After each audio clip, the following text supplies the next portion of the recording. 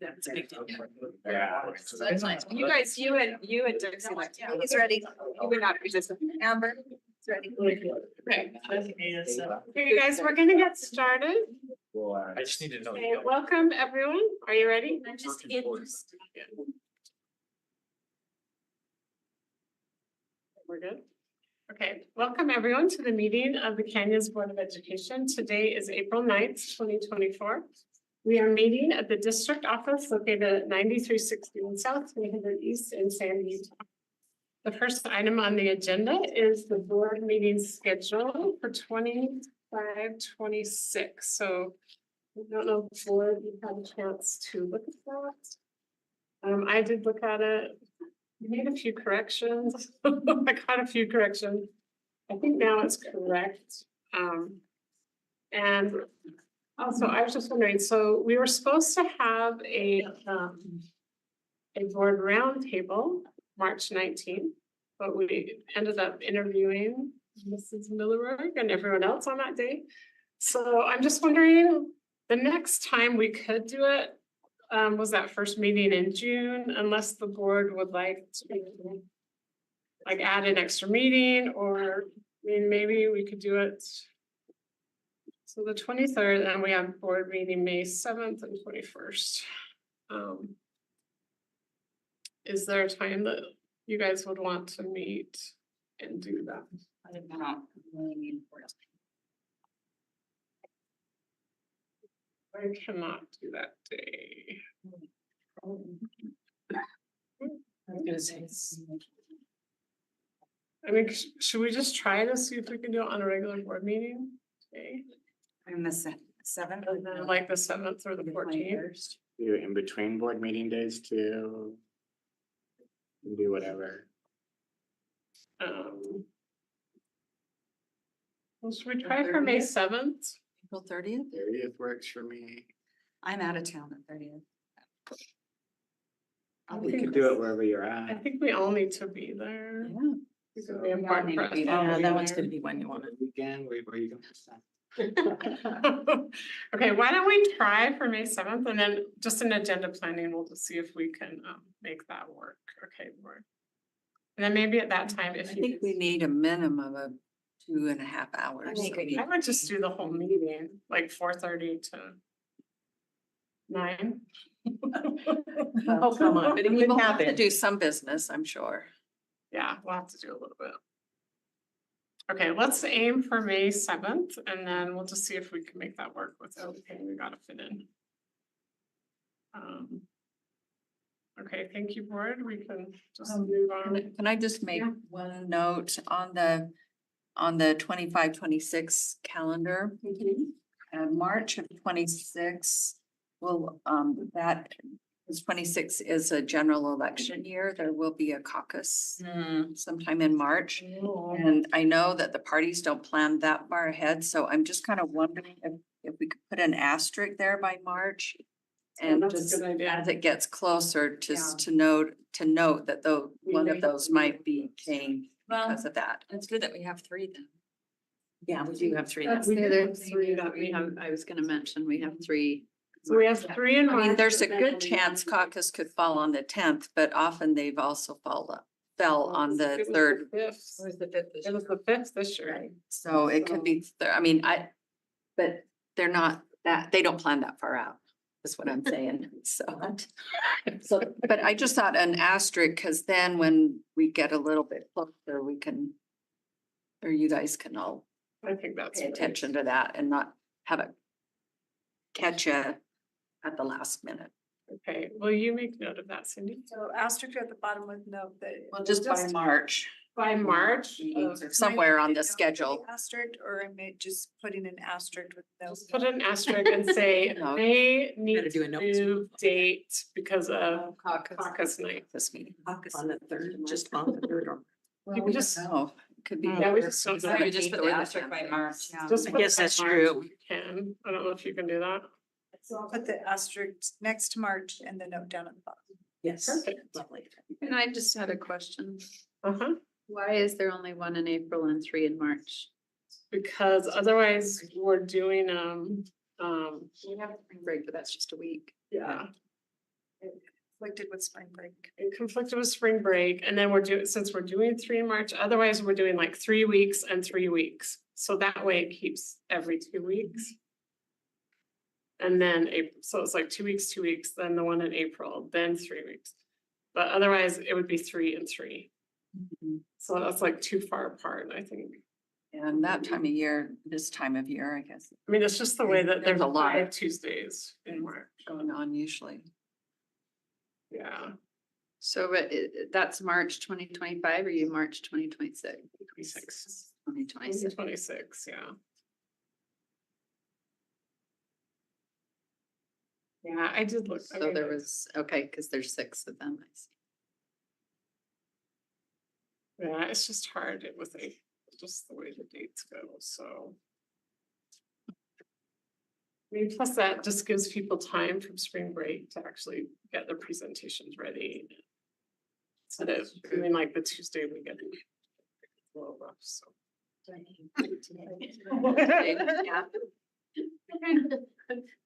Crazy. Okay, Mine's- let's. Yeah. I know, after spring break. Let us go on to item B, which is the annual report from the Sex Education Instruction Committee and Resources. And we do this because of state statute, and we will have Jesse Hennifer, Instructional Support Administrator, be presenting this. Thank you. Apparently it's me and Charlie since he's up here. Did you want me to? Thanks. This is an annual report. There's actually a biennial report in here as well, which is the the state data that you as a board have to review. But there's 3 parts to this. The first part is what the Sex Education Instruction Committee has done this year. Then there's a short review of the policy. And then the third part of my presentation will be that review of data. So the very first thing we have is what our committee has done this year. And just as a little bit of background or just reminder, this is about the timeline we have every year for the Sex Education Instruction Committee. So there's usually 2 meetings a year if needed, one in the fall and one in the spring. The agenda is almost always the same. It's a review of new material, new resources, or new speakers that have been brought to us by teachers or our health specialist. The spring meeting, when we have it, is always includes the data review. So the same type of data that you'll be seeing this evening, we share with the committee. And then after each of those meetings, we will have a presentation to Canyon Board on what the outcomes of the meeting were. And an annual report happens in the spring as well. So that's the timeline. The tasks that we have each year is to, 1, verify from speakers, resource agencies, and special programs if any adjustments have been made to the resources that we have adopted previously. So we send out a request. They have to send back a yes or a no. If it's a yes, we have adjusted it. That would be something we'd bring back to the Sex Ed Committee so you could review it, so we could review it. Then we do a call for resources, speakers, or curriculum to our health teachers. I want to give a shout out to our health specialist, Sally Williams. Those of you who are on the committee, she kind of led out on this one. She is wonderful. She supports all of our secondary health teachers and PE teachers in the district. So she calls for any resources that they would like to have pushed through or reviewed in the Sex Ed Committee.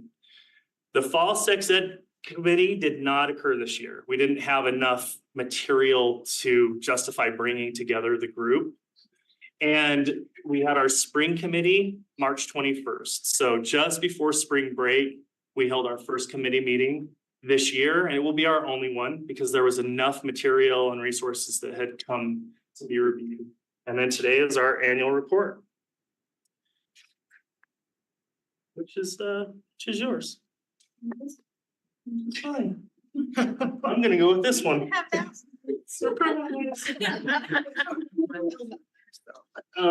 Yeah, don't drink it. This is mine from now on. Our meeting was held March 21st, and this was the agenda items there. So we always cover the function and purpose. We go over norms, which is important to have in a committee like this. It's, our committee honestly has been one of the easiest committees. It's really fantastic discussions, but it's always great to have norms. We go over the rubric for rating the materials. So we have a way that each of the committee members reviews and then scores the materials. We go through the process for obtaining that feedback. We review the local data, and then we review our current list and then the new materials that come to us. And the very last thing we do before we send the committee members home is ask them to rate and give feedback on all of the resources. And they have usually a week after to go back to the materials, take into account the discussions that we've had during the committee meetings, and then rate and recommend or not recommend the resources. This year, these are the 5 resources that were reviewed and we're recommending for approval. And I'll go through each one because they're recommended at a certain level. So this year, we had South Valley Services come back with a presentation on teen and healthy relationships. They have one for middle school and they have one for high school. They presented to us last year and we had enough asks for edits that they made those and brought it back. Overwhelmingly, the committee said yes to these two with a little caveat. There were some, I would say, minor edits that we have requested and that they're going to provide for us on the presentations. But these were really well done. I think the presenter did great, and they cover a topic that is needed. And I both Karen and Amanda were there. I would say that was really positive, the feedback that came back for these two. So we're recommending that the middle school presentation is approved for middle school, high school obviously for high school. And then the next 3 resources are short video clips, 2 to 4 minutes, so very short. One is getting an epidural. One is the 3rd state of labor or stage of labor, and it's placenta. And then the primary vertex cesarean section. All of these are being requested for high school, and the committee said yes to each of these for high school, which would include our child development classes, because they have standards that the sex ed instruction committee also have to review some of their materials for those standards. And so these are the 5 resources or presenters that we've said yes to as a committee, and we'd like to recommend for approval. That's the end of part 1. So are there any questions or comments? Questions for Mrs. Oak? So I know that we talked about, some of the use of pronouns and grammar. Those 2 South Valley presentations, and they're okay with making those changes. They're great. In fact, they're working on it this week. Okay, great. It remind me of the procedure of this. I'm guessing this would probably go on the consent agenda in the future, right? I mean, for me, it would be important to see how that ended up with the edits. Okay, So as soon as those are available, okay, if we could make sure that we as a board can review them. That would be yeah. Go ahead. And were they gonna add the sports component that we suggested? A scenario for that? Oh, was in the feedback. I don't know if they understood that was what they wanted as part of that. Because we had discussed We just thought add one one. Mhm. little I will follow up Scenario. with Abe, because one of our discussions there was teen and healthy relationships. And that occurs a lot in our youth sports teams. And Yes, so that's why what we wanted it there. can a scenario look like that kind of addresses healthy relationships there with teammates? I'll follow up with Abe, but I'll send that out. We had a good discussion on that, and so it seemed to ring true to a lot of the participants. They were really happy to have that as an option. It did. I'll follow up with Abe, and then I'll send that to all of you. And the process we have gone through is I usually bring it here, and it usually is just a consent agenda on the next. So Yeah. Is that good? Yeah. Okay. As long as we have that follow-up, yeah. Yeah, we need to see the final document. All right, I'll do that. Second part of this is the biennial review of the policy, which is written into the policy. Right. This policy was really updated in 2018 and approved by the Board of Education at that time. It was and does align with the Utah state law and state board rule. There have been no big updates proposed since 2018. And the main policy covers these pieces. The first part is the parent permission required for sex education instruction, which form is sent out to parents every year to opt into the sex ed instruction portion of that course. The instruction itself and what that looks like or should look like in a classroom, and then how to deal with or the process to deal with complaints or violations. That's the first part.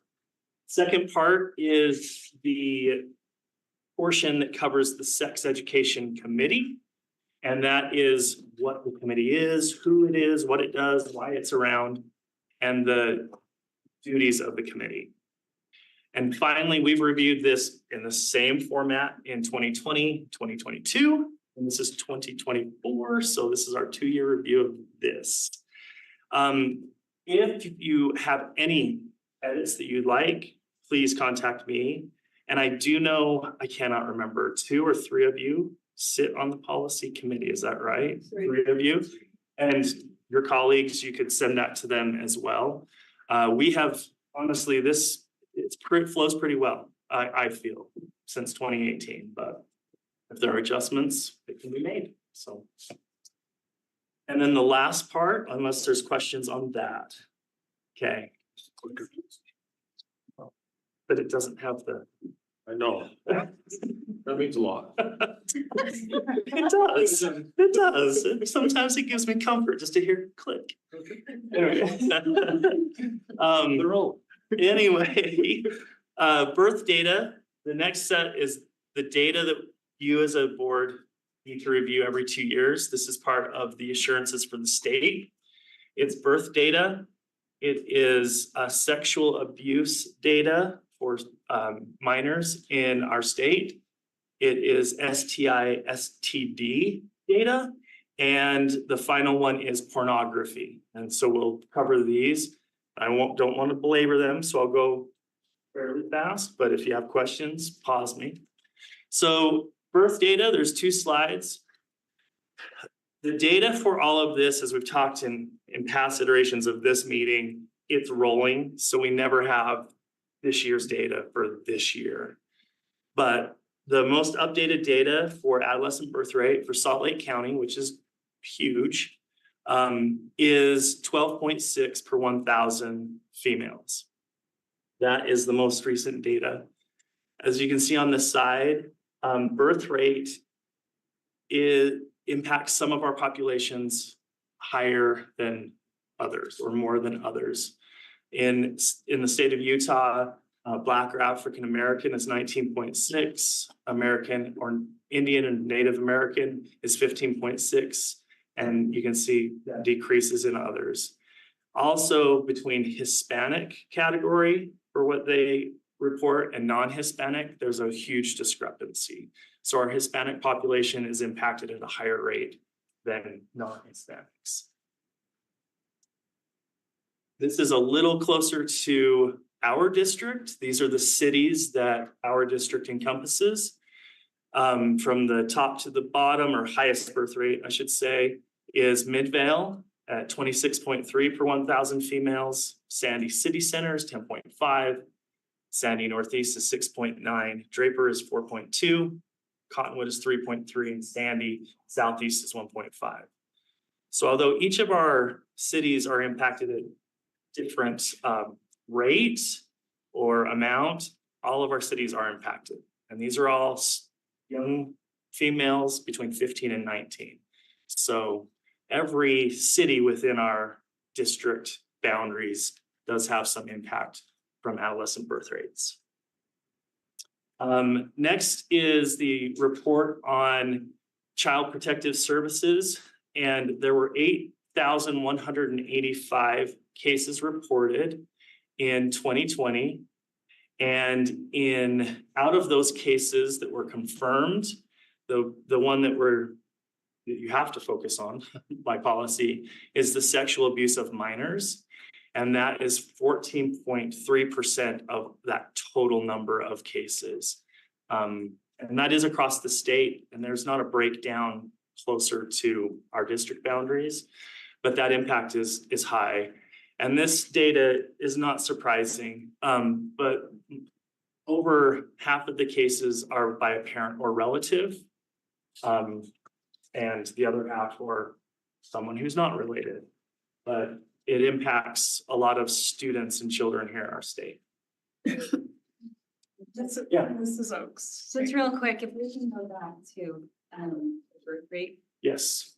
One of the things that was ferreted out in that conversation was it doesn't point out if you have one of those women who are that age, they're married. Mm-hmm. So you could have 18 or 19-year-old married in this, but it doesn't like distinguish or just, put that out. And so it's something to consider. Yeah, it is. That's a really good point. It doesn't separate those two.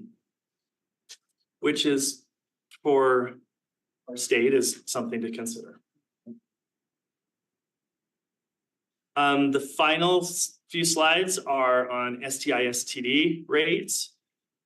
Only going to highlight these. Chlamydia, gonorrhea, and syphilis are the three that are reported on that we look at. One thing to keep in mind with each of these is where the peak is. And the peak for each of these is usually after our kids, or at an age after our kids would graduate. So the 19, 20, 21 rate. Chlamydia is much higher. There's a much higher rate of report and infection with females other than males. Gonorrhea, you'll notice the same pattern. 20 and 21-year-olds is where there's a peak in rate, but we still have each of these in school-age students. And then syphilis. Syphilis has a lower rate than the other two, but what is most concerning is the continuous rise in syphilis over the years. And that's what's most concerning to our state health department, as it should be all of us. You'll also notice with syphilis, it's much higher in males than females.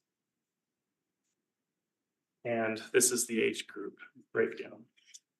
The last piece that we need to review is pornography. And the data that I pulled for this is from our discipline dashboard.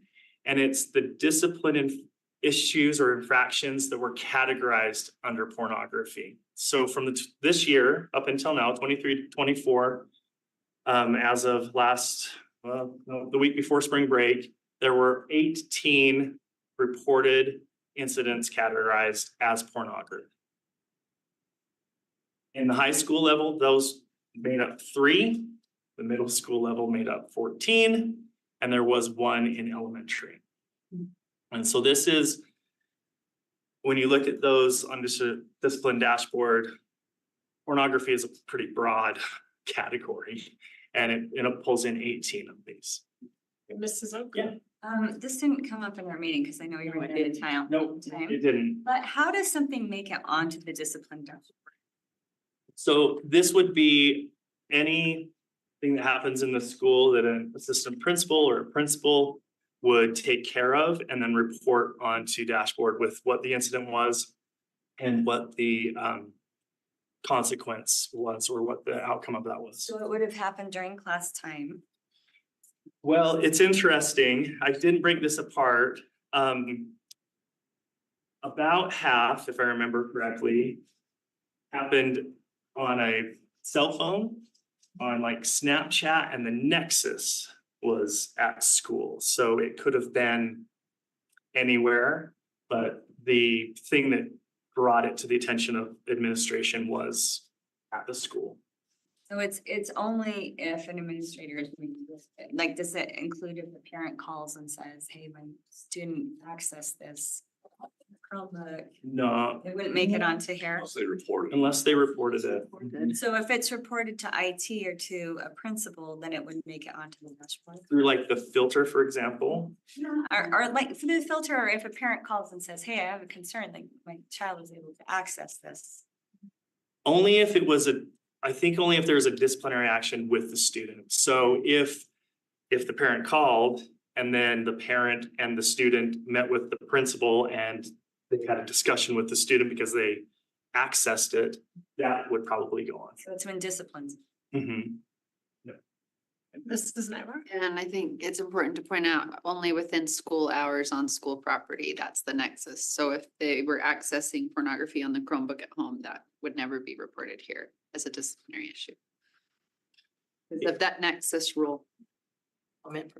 That's not entirely true. So the Chromebook, no matter where it's at, home, at school, on vacation, is always filtered and Yes. and assuming that the search is done through Google, we track it.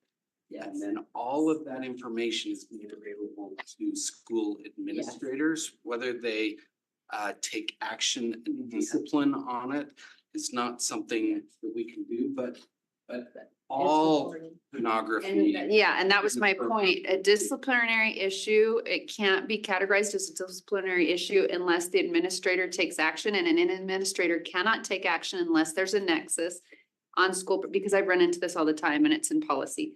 So the administrator cannot actually report it or take action because the administrator can't police if it's not on school property during school hours. That's part of that nexus.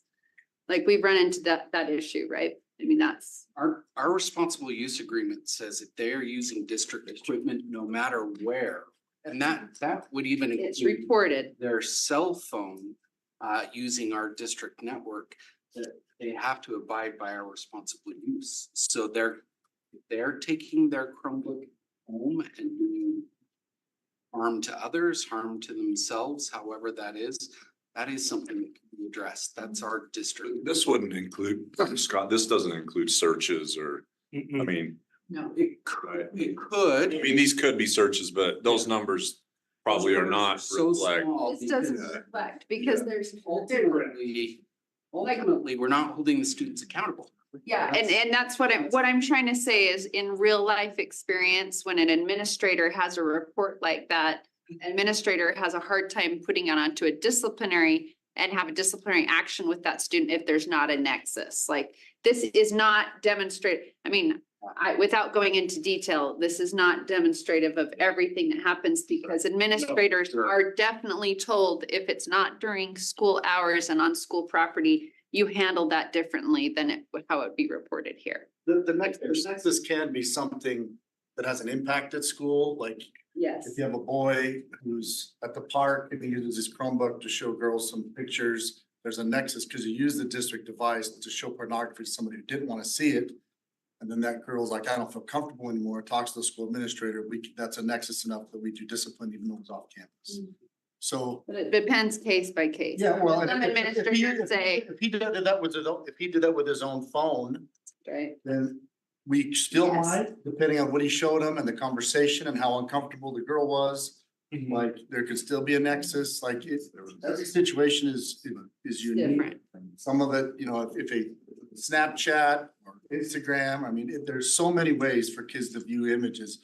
No administrator Right. can catch or see them all. These are ones that were brought to an administrator's attention. They made a log of it and they imposed some discipline, whether it's municipal suspension, could even just be a call home. It's just any level of offense. Yeah, I just think that's important to clarify because this number wouldn't be reflective of every time an administrator got a situation alerted, right? That was my point. There has to be a nexus. Can I just add one more point to this as well? Oftentimes when a student is brought in for disciplinary action, whatever it may be, you have to determine as a principal what you're going to categorize it Yes. as. Mhm. So pornography may have been involved, but maybe sexual harassment was the bigger issue. So the principal labels that as sexual harassment, and therefore it would not reflect when you do just a general search of pornography, if that makes sense. Yeah. So again, to the point, Yeah, I don't believe those numbers are truly reflective. that's right. Larger. Yes, Yeah. yes. And not every search ends up as a disciplinary Yeah, action. exactly. That was meant- It is and the reason I do bring this to attention is because it is the piece of solid data that Sure. we do have that we can pull easily. Because you could go through every category and every discipline and see if there was a connection and pull it over. But this is for us, this is the data that we can easily pull to say, this was actually addressed and there was a consequence aligned with it. Thank you. Any other comments or questions? Oh, you're not quite done. I am done. I just wanted to point this out. All of the data is available here. So I just want to make that resource available. Thanks. Thank you, Mr. Hannah. We appreciate it. We love to have you come once a year. I love being here. Okay. Give me some other assignments before we start sex education instruction, but I do enjoy this and our committee is pretty cool, so. See if you want to come Thank you. sit with me.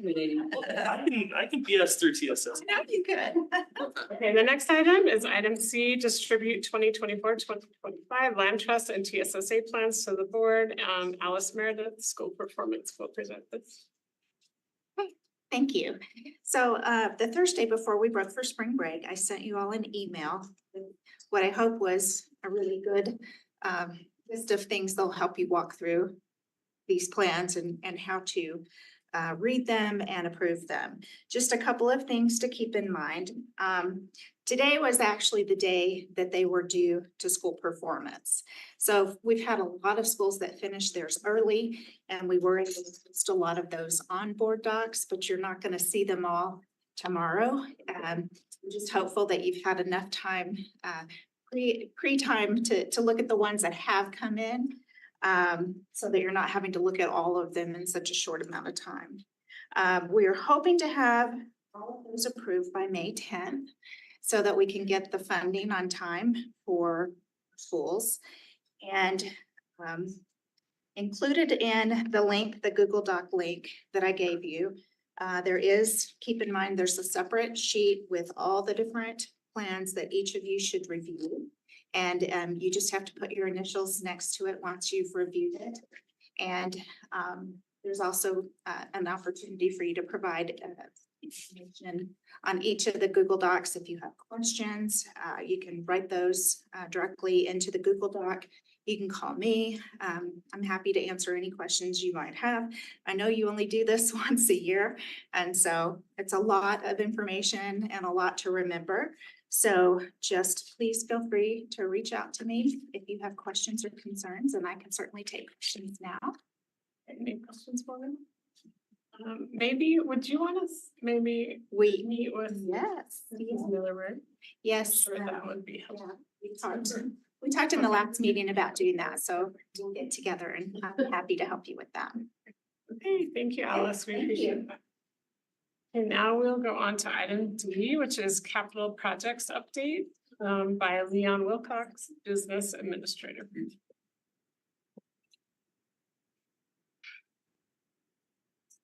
Hey, Julie? A quick update on our funding for this. We have issued the bond, what we call the offering statement. That went out just before spring. Well, no, it actually went out last.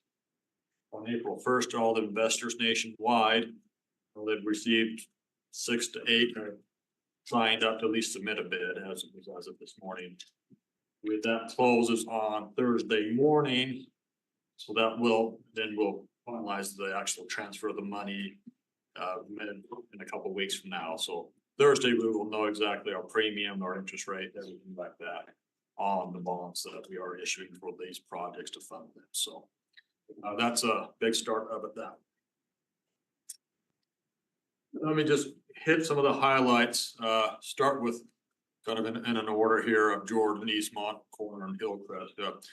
Jordan, again, lot to go on there. That's the biggest one, $21 million. I'll actually forward on to this slide here. Tomorrow night, we are meeting with the SCC and the architects are coming. We've invited Andrew and Karen. I don't know if you can make it, but So we'll get more details there. We didn't have a meeting today because they were prepping for that. But a couple of things here with, I'll actually go back to this one. If you look here, here is the end of the building as we now know it with the quiet gym, I mean, the auditorium, and then there's band and quiet choral rooms here. And the gym right here. We will be adding on this red space right here. Will be our new black box theater. Again, this was previous line, if you will, of the building. Adding on a black box theater there. A new field house, 22,500 square feet, same size as Brighton. It's the same architects who's did Brighton's doing the door in East Farm. You can see the size of the field house, 22,000. They are gonna break off about, what's this white area here? We're gonna break off and separate a little fitness area with an epoxy floor, put in some treadmills there. Won't be a weight room, but more of a fitness area, which is what they like. They can drop in there if they want. So the turf area will be about 18,000 square feet. And so we'll have a nexus. Jesse's got me saying that. Sorry, man. Connection from the gym, vestibule over, there'll be a vestibule right here, a connection from the gym over to the field house, so it should connect quite nicely to there, won't be any, there's no need for any restrooms or anything, well, there actually, no. There won't be any restrooms because I can access the locker There's room. two, there'll be two in the field house. There'll be two in the field house. Sorry. Airport, right here, so here's the road. Right there. We always have to run this by our alumni. They actually went out of their way to preserve the tennis courts. A lot of the architectural plans had them moving the tennis courts, and it would have been very expensive, so they're trying to do a plan that was least impactful as possible. Some of the things, it's not one of the nicer things about a lot of these projects is we can do them during the school year without really impacting students. So we're hoping to get going on a couple things. The restrooms, they will block off a set, if you will, and take about 3 months to upgrade those, then block off another set and upgrade those. So it'll take about 2 years to work through all the restrooms. They can do that simultaneously without really impacting the school. The field house can go up during school. I'm hoping we can get going on that this, September, shovel in the ground and move it. Probably it'll take about 18 months to get it up and going. Same with the black box theater. At the same time, this summer or fall, we'll be doing the Johanna's parking lot over there.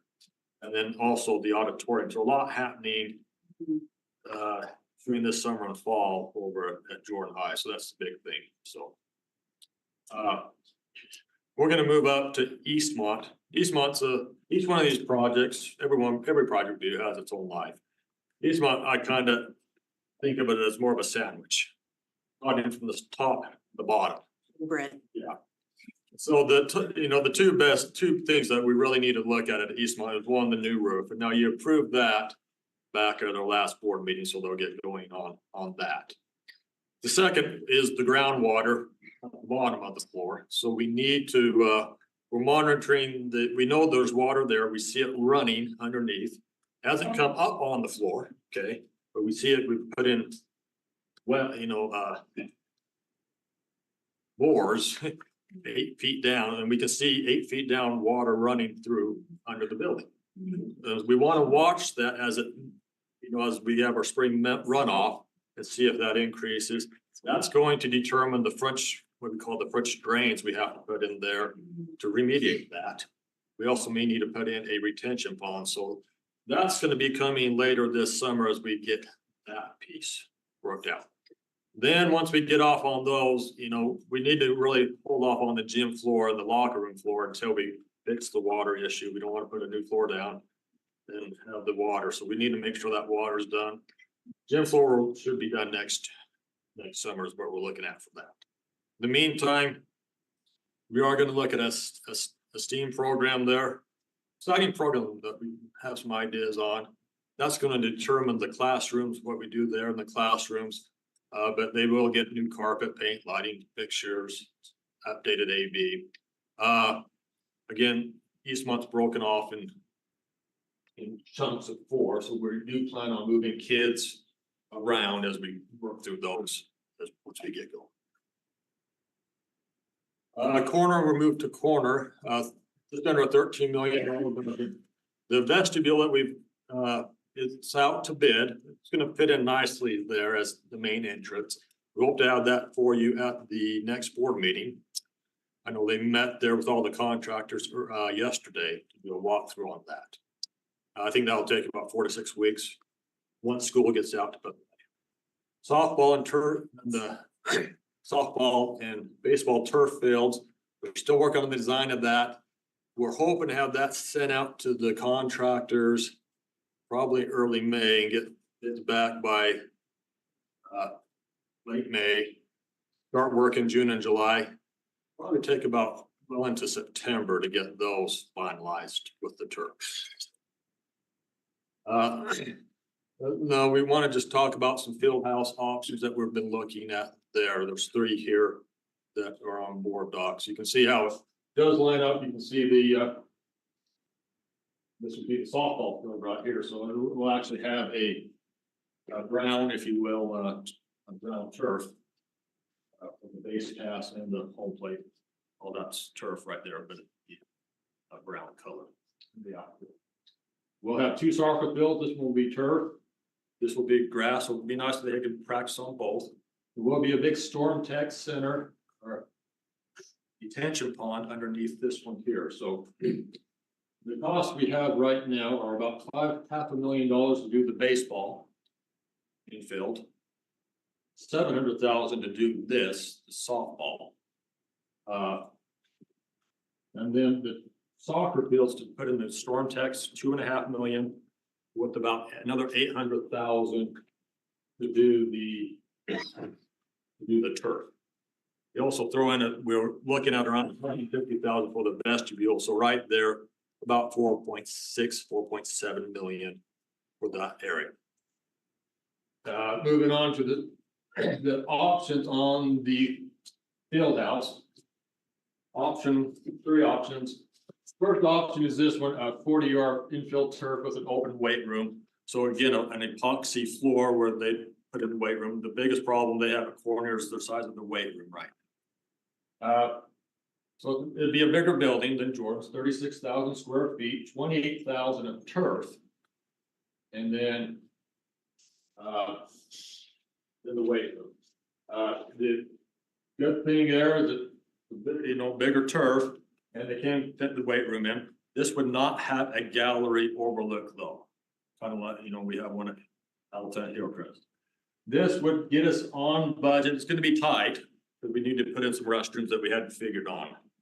So that's gonna be tight, but we think that's gonna be close to budget. If it's not, we may have to shrink the footprint a little bit to make sure it's under that, within that budget, maybe down to 27,000 or something of turf, okay?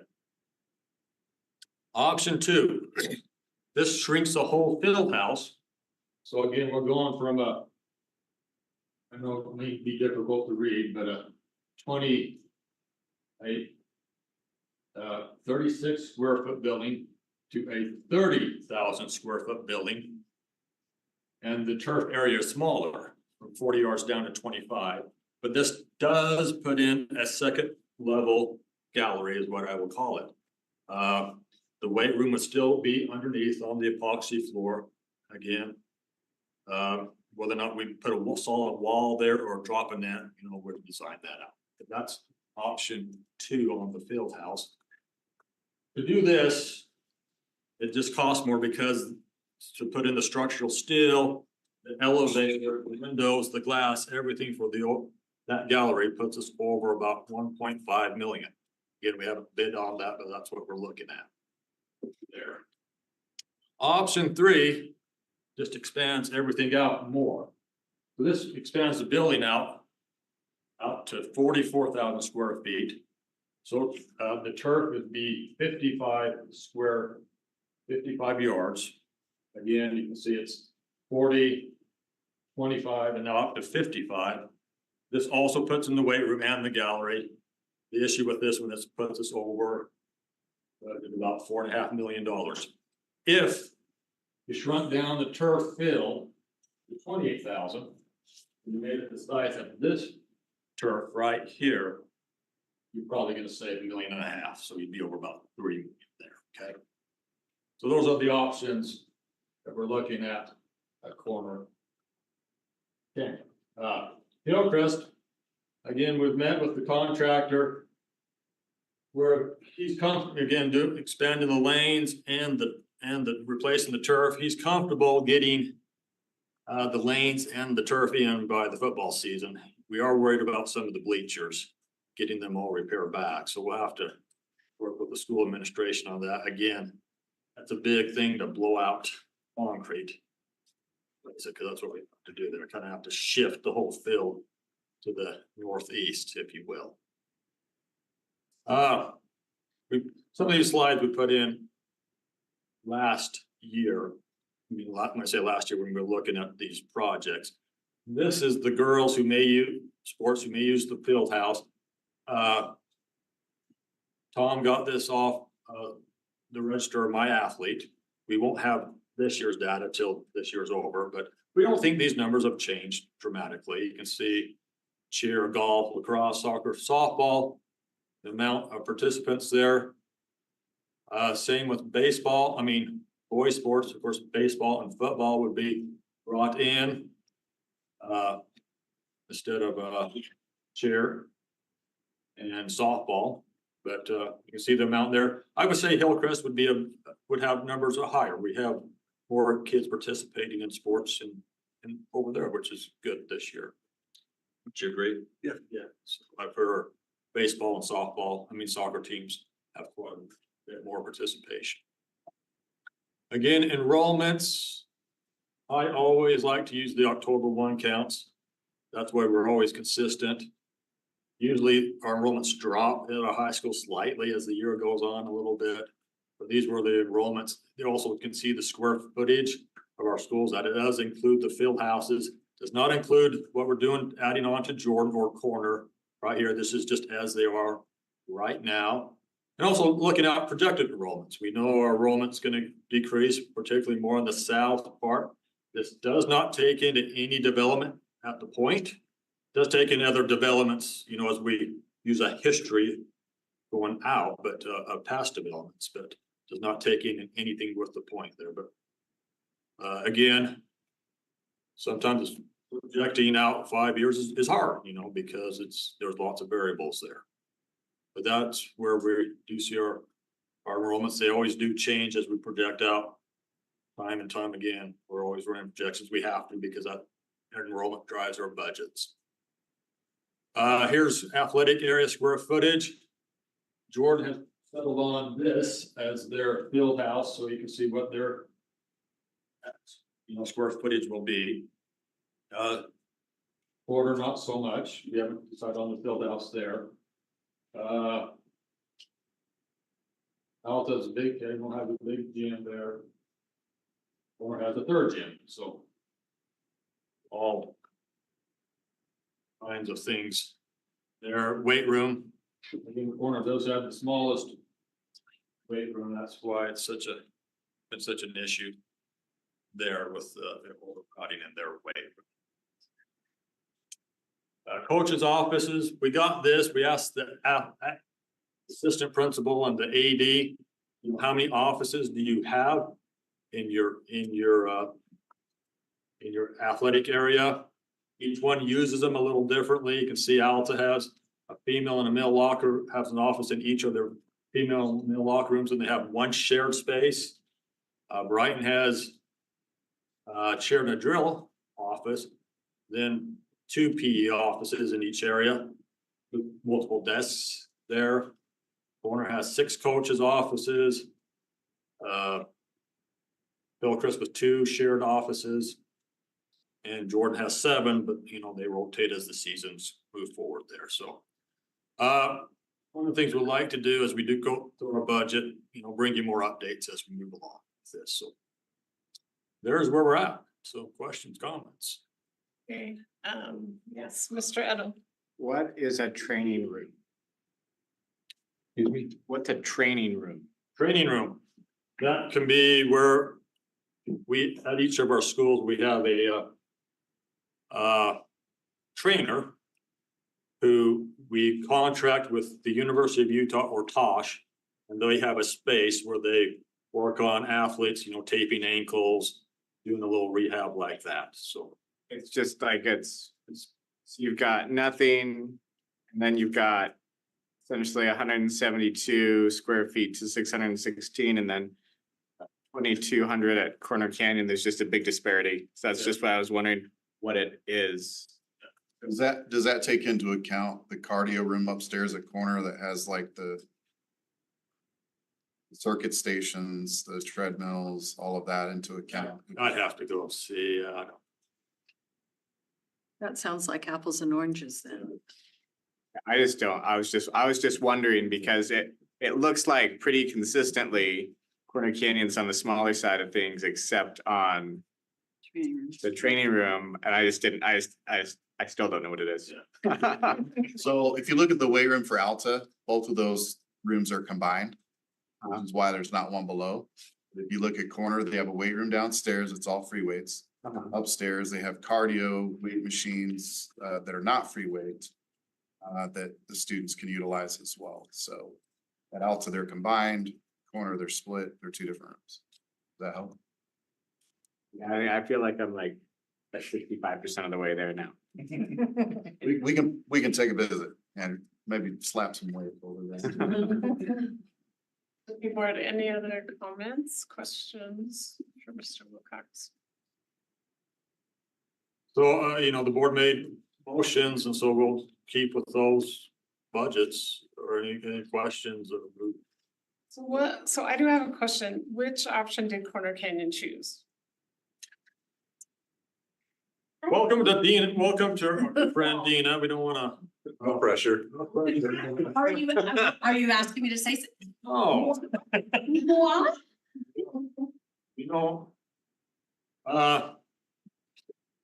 Obviously, they like option 3, I think that's safe to say. But that's over the budget of 4.5 million. If you cut down the turf, you get maybe 3 million, but yeah.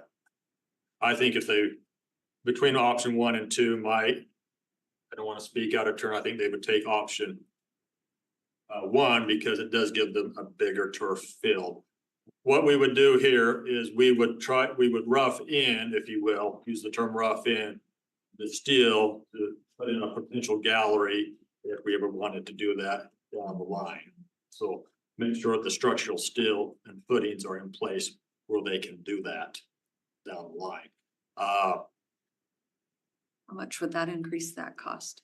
It's already figured in. That's included. It's included in It's included. Yeah. It's already included. Yeah, we think. Also, it might be important to say that second story isn't just for a gallery per se, but also it's classroom space that they would be using as classroom. But it could be an alumni room when class is not in session, so.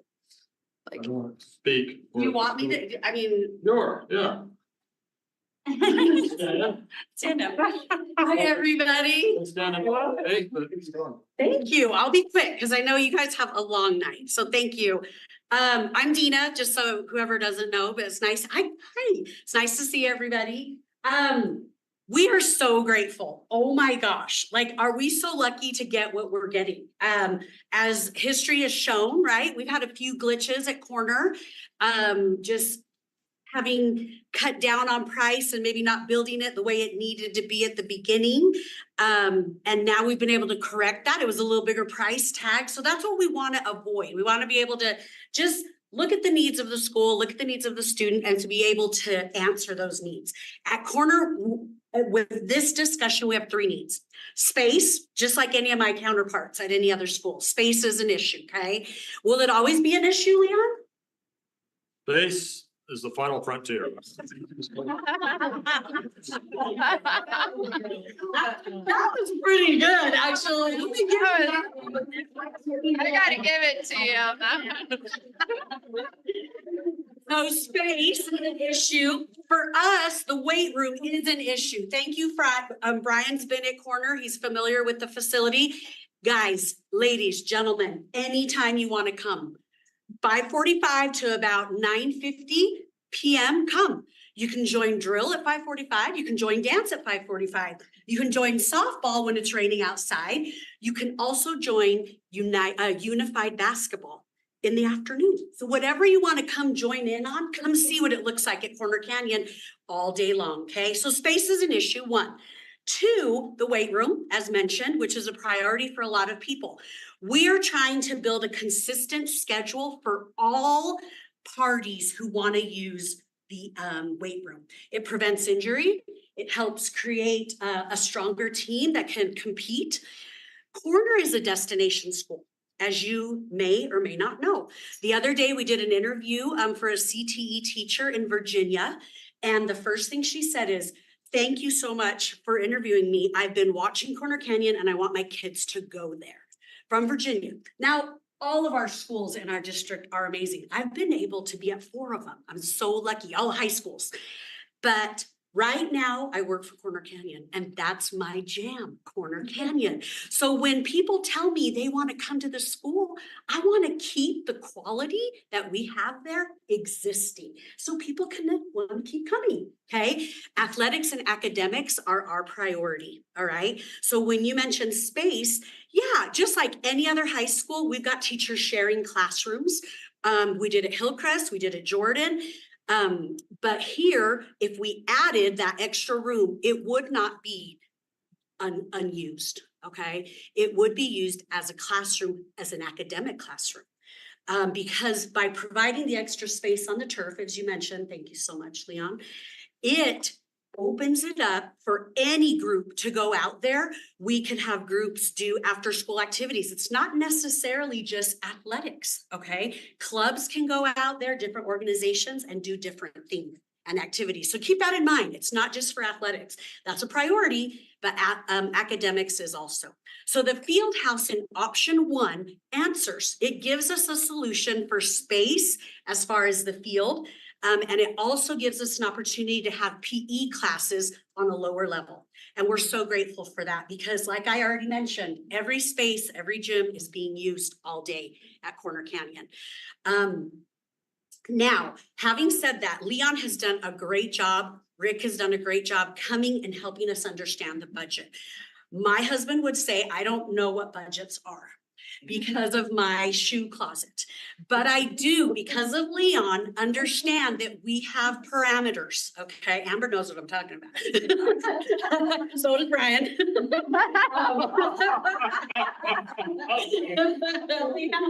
Amen, brother, amen, brother. That's it. No, we will, I got my card right here. Payday's not here, but I got my credit card. But we do want to make sure that we look ahead. I know Leon has brought up, we've had great leadership in helping me understand the budget. I love that. I need to say thank you to the advocates for our school in Holly and Amanda. They come to the meetings. So much time is spent advocating for Corner. And I really appreciate your phone calls, your questions, your texts. Thank you so much. And again, I open it to anybody. If you want to come check it out, come. I love when we had the soccer question. Andrew came and he was like, well, let me check it out. And he just took a run on the field. And that right? You got to get the vibe for what it was really like. So thank you for doing that. So come if you want to come see what the weight room looks like, what the inside looks like, what the field house is going to answer for us.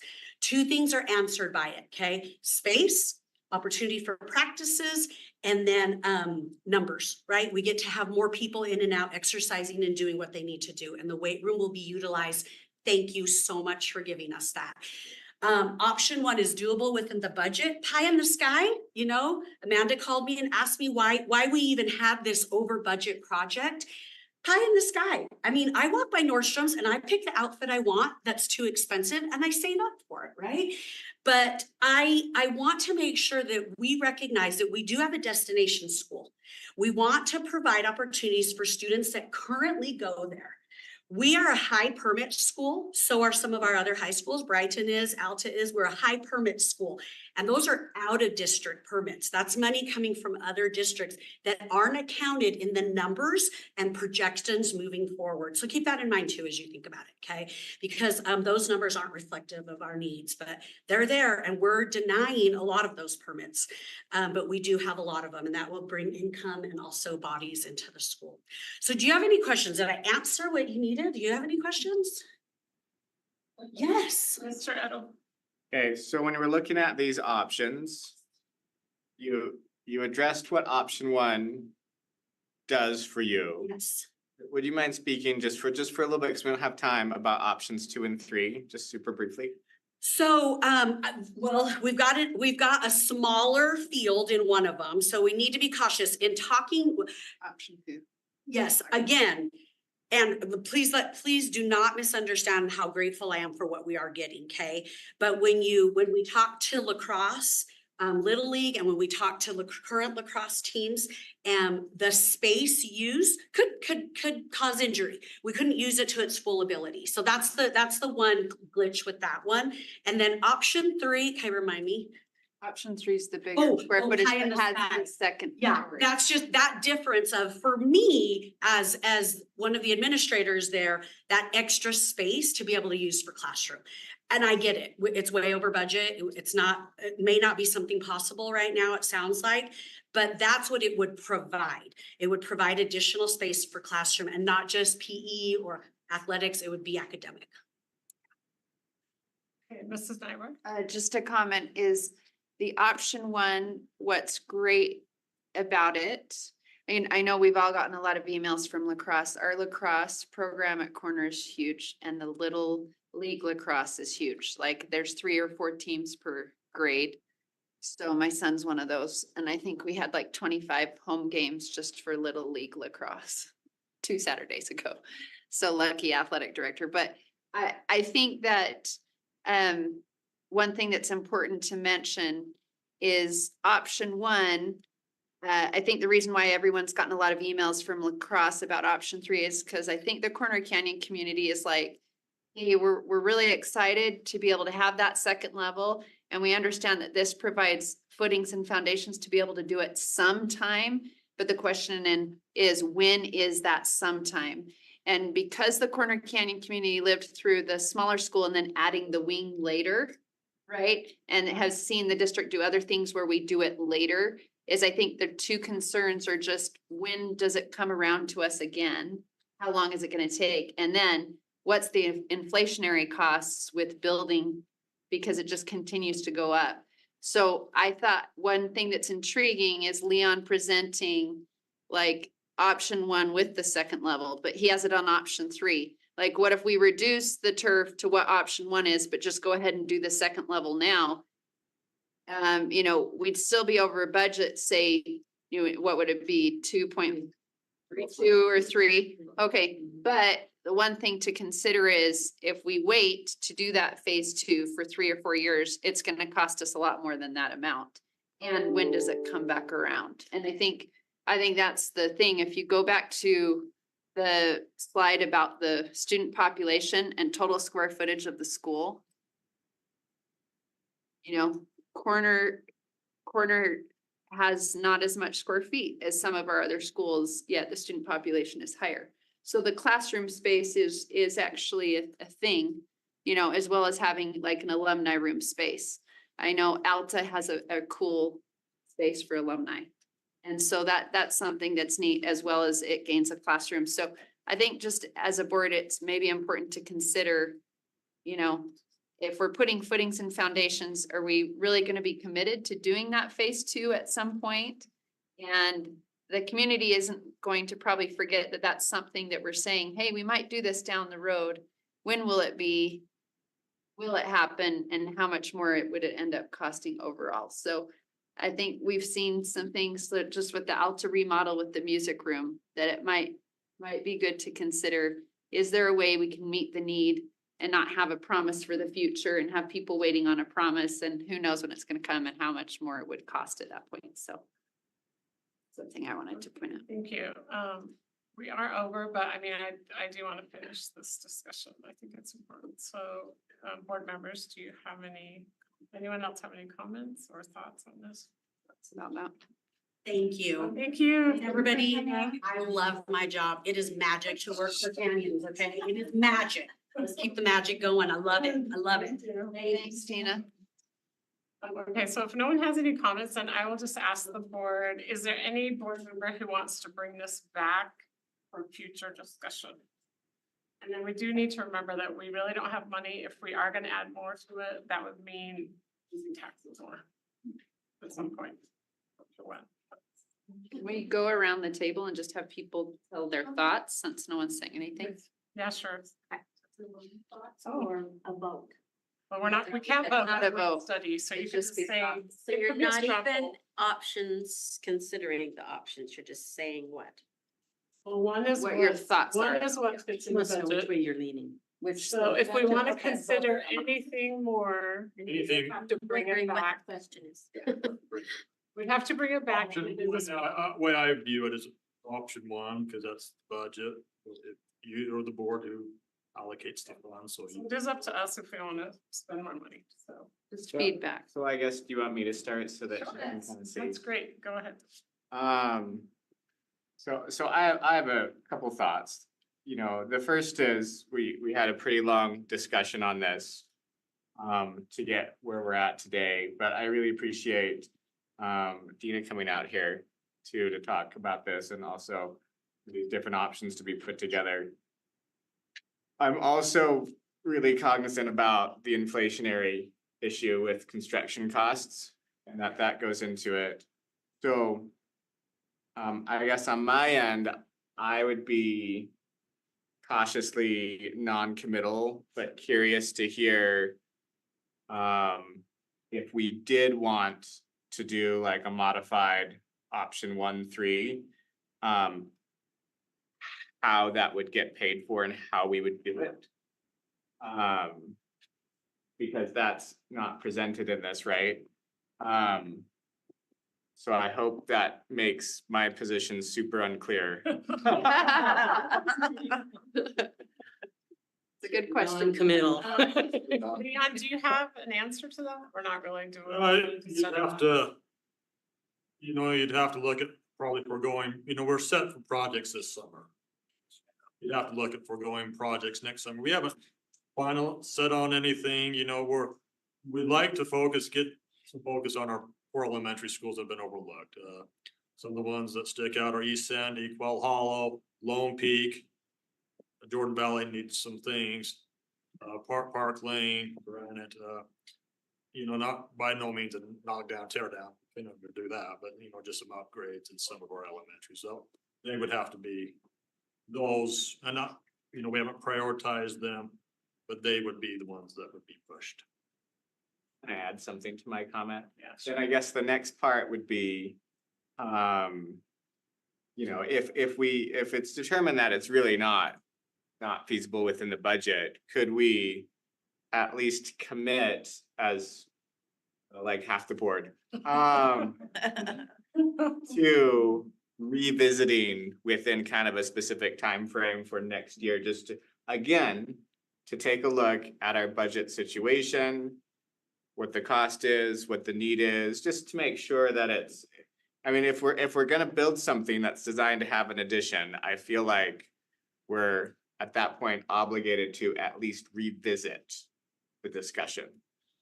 And maybe even kind of look at what a good time that would be, and schedule that in advance so we don't forget about it. That's just Andrew's thoughts, right? Just me.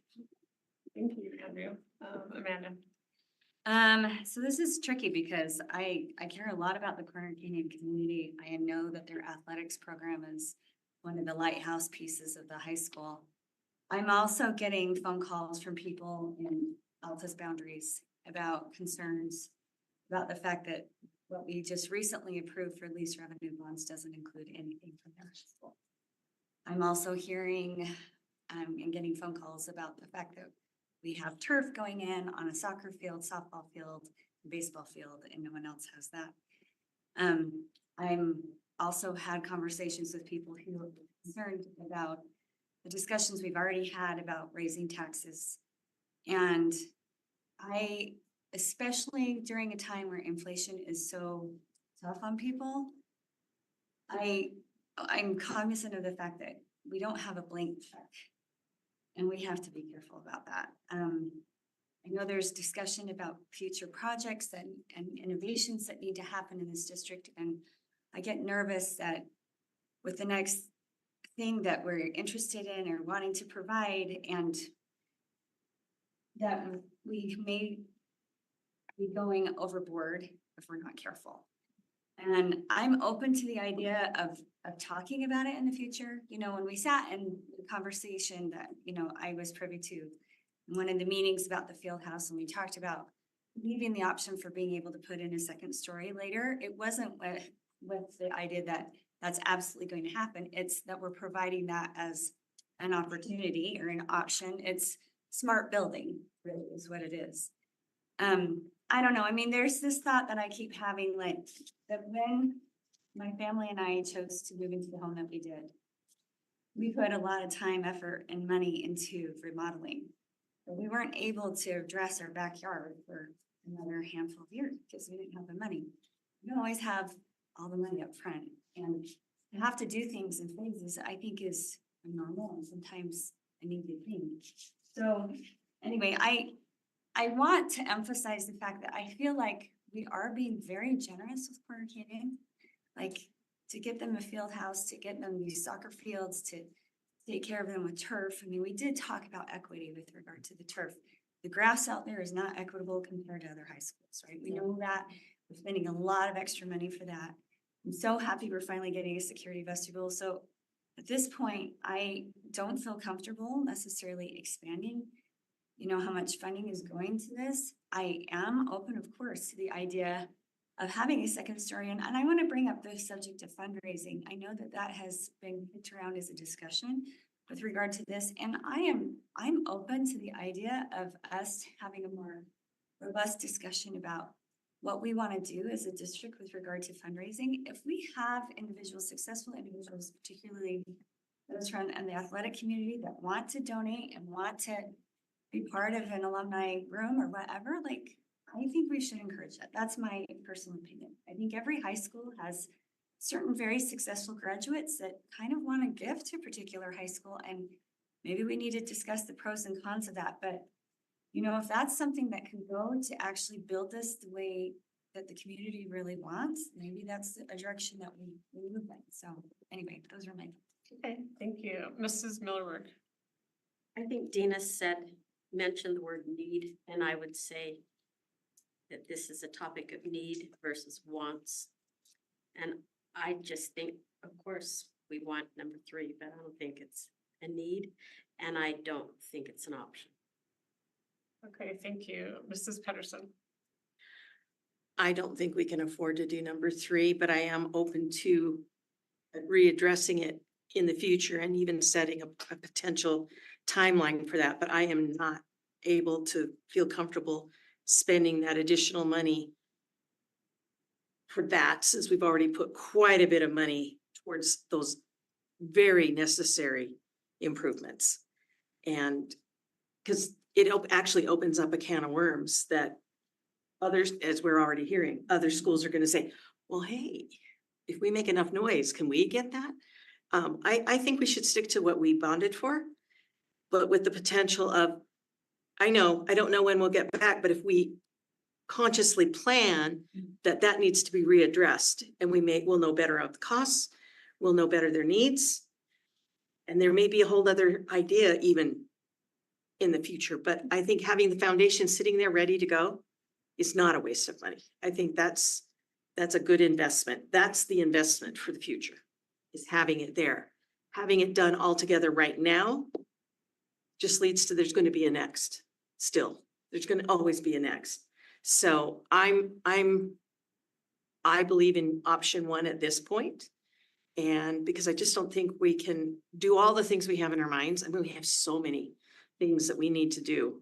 I want to make sure everything gets addressed and that we can meet the majority, as many people as possible. And the elementaries have been ignored for a very, very, very long time. Really. So it's, the high schools all look pretty good and they're in good shape. Are they perfect? I don't think any of them are perfect, but we want to meet as much as we can right now. So that's my opinion. Okay, thank you. Mrs. Teeny. No, I also feel like I'm not in a position where I can feel good about increasing the budget at this point. And you mentioned, $3 million versus later, building on later. Well, when that $3 million is being borrowed and we're paying interest on it, We're spending more. it's more than $3 million over the course of the life of these loans. And so and I'm pretty confident the Corner Canyon community will not let us forget that there are those steel footings in there. And, yeah, board, I just advise too that, that we cannot continue to ignore some of these elementary schools. So I feel like option one more than addresses their needs. I did the math, I added on 36,000 square feet with option one to what they have right now in athletic facilities. Puts it at 99,549 feet, which is 20,000 more than the next school. And I feel like all of our high schools are destination schools. And I feel like they each have their own personality, their own strengths. And I appreciate Corner Canyon. I do. And I think they're amazing and they've done some great things for that community and for our district. But I just feel like now's not the time to go beyond what we've already agreed to. Okay, so, thank you, board. I'm also gonna go with the majority here. Corner Canyon already has 3 gyms. They will have the biggest field house. Option one is still bigger than any other field house in the district. So I think it's an equity issue. Plus, we're already doing the turf fields. I just think right now, I'm not in favor of going over the budget and adding more debts and possibly having to raise taxes more for a bigger field house. I do think there's a majority of us here that want to bring this back, so I do think we can bring it back next year, right? Just remind us. Oh, We can that's right. They won't bring us. discuss it next year They won't. and see what, That's fine. maybe we'll magically have some more money that. But can I caution though that to agree to bring it back on a certain time frame? Yes, I think then people We hold you. can find a future. I won't be on the board next year, but people will hold you to that. And I feel like it's just something that should go in the queue, right? We've talked a lot about our facilities and creating a list and a queue and prioritizing based on safety issues and ADA and things like that. I just feel like we shouldn't prioritize that. And I'm not second saying that, piece of I'm it. just saying they can bring it back if they Just want. do time. People, we can bring it back if we want, because I do think we cannot find a future more. To bringing it back. Do that for salaries. Why would you do that for buildings? Yeah, exactly, yeah. I just wanted to thank the board for the time tonight to look over this. I think it's really important that communities feel heard and listened to. And, it has been a long time coming. Corner Canyon was built 11 years ago and the water issues on those fields have been there the whole 11 years. And the berm and the little, we've got this little indent where they practice soccer and it's very marshy and there's a lot of potholes. And so there's a reason why Dina's coming in and saying thank you. And there's a reason why all your emails, although everyone was asking for option 3, did you notice every email was like, thank you? Because I think for a long time now, right, everyone was so grateful for the brand new school, but there was issues with the fields and other high schools in the meantime have had some really beautiful remodel projects. So I appreciate the board looking into this. I do love the idea of looking into it in the future as a reminder, because there is with our other remodeled high schools, there is space to hold like a special alumni room, and that would be really neat for that community to have as well as classroom space. So thank you for being willing to look at that again. I also believe fundraising should be, we have policy, we don't have any policy tying our hands to fundraising. And I think that's important as we look to the future for our district. as we're competing with private and charter schools. So I think that that's a great route too. So thank you for everyone's time. Thank you. I will now declare this meeting over and we're already 20 minutes late. So everyone hurry as fast as you can. Quick bathroom break.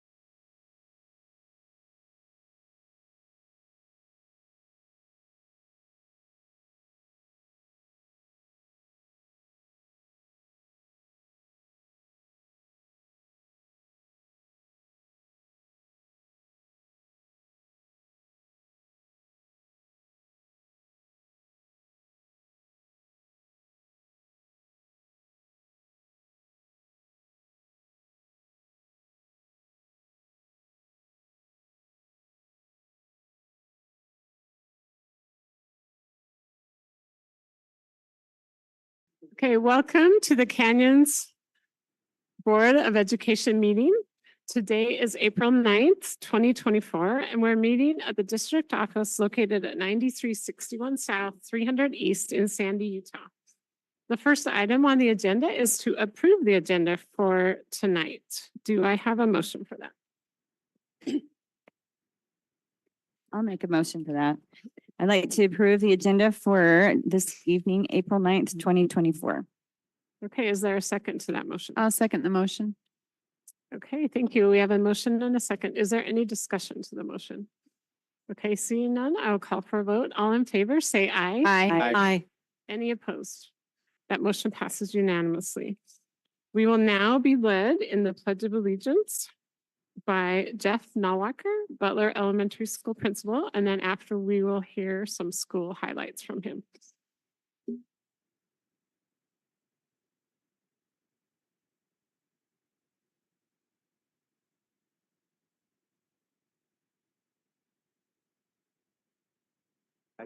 Of the United States of America, and to the republic for which it stands, one nation under God, indivisible, with liberty and justice for all.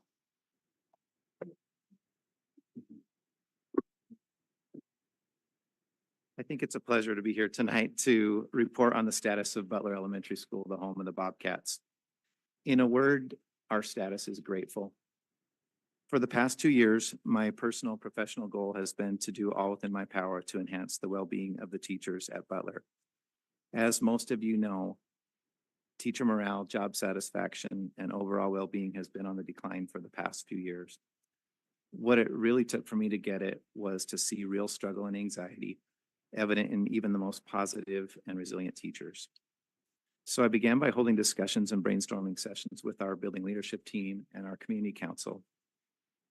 I brought back monthly digital teacher wellness surveys that I'd done during COVID in an attempt to understand the happiness and the stress levels in the teachers. Finally, I took some time to problem solve on my own before going back to the BLT and the community council to refine and implement some solutions. We committed to caring for the teachers physically by using some of our cell tower funds to feed them each month. I petitioned Dr. Robbins and Amber one time there at our school to allow me to invest in a teacher wellness room at Butler where teachers could take a breath and pamper themselves throughout the year. Notwithstanding how helpful those things are and how they show a tangible commitment to teacher well-being, the surveys and the brainstorming sessions taught me something more. They taught me that what our teachers wanted more than anything else, the one thing that would truly increase their well-being, was time.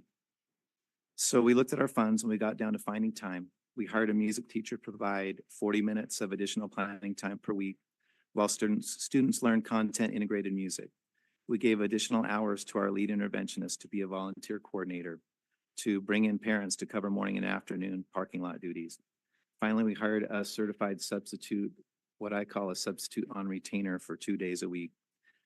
For the first year, she covered a lot of dropped sub assignments, and thankfully, this year that's been a lot differently. And so she's been able to spend more of her time on what we really wanted to do, was to give teachers an opportunity to do more planning by signing up for 1 or 2 hour blocks to get some more planning in.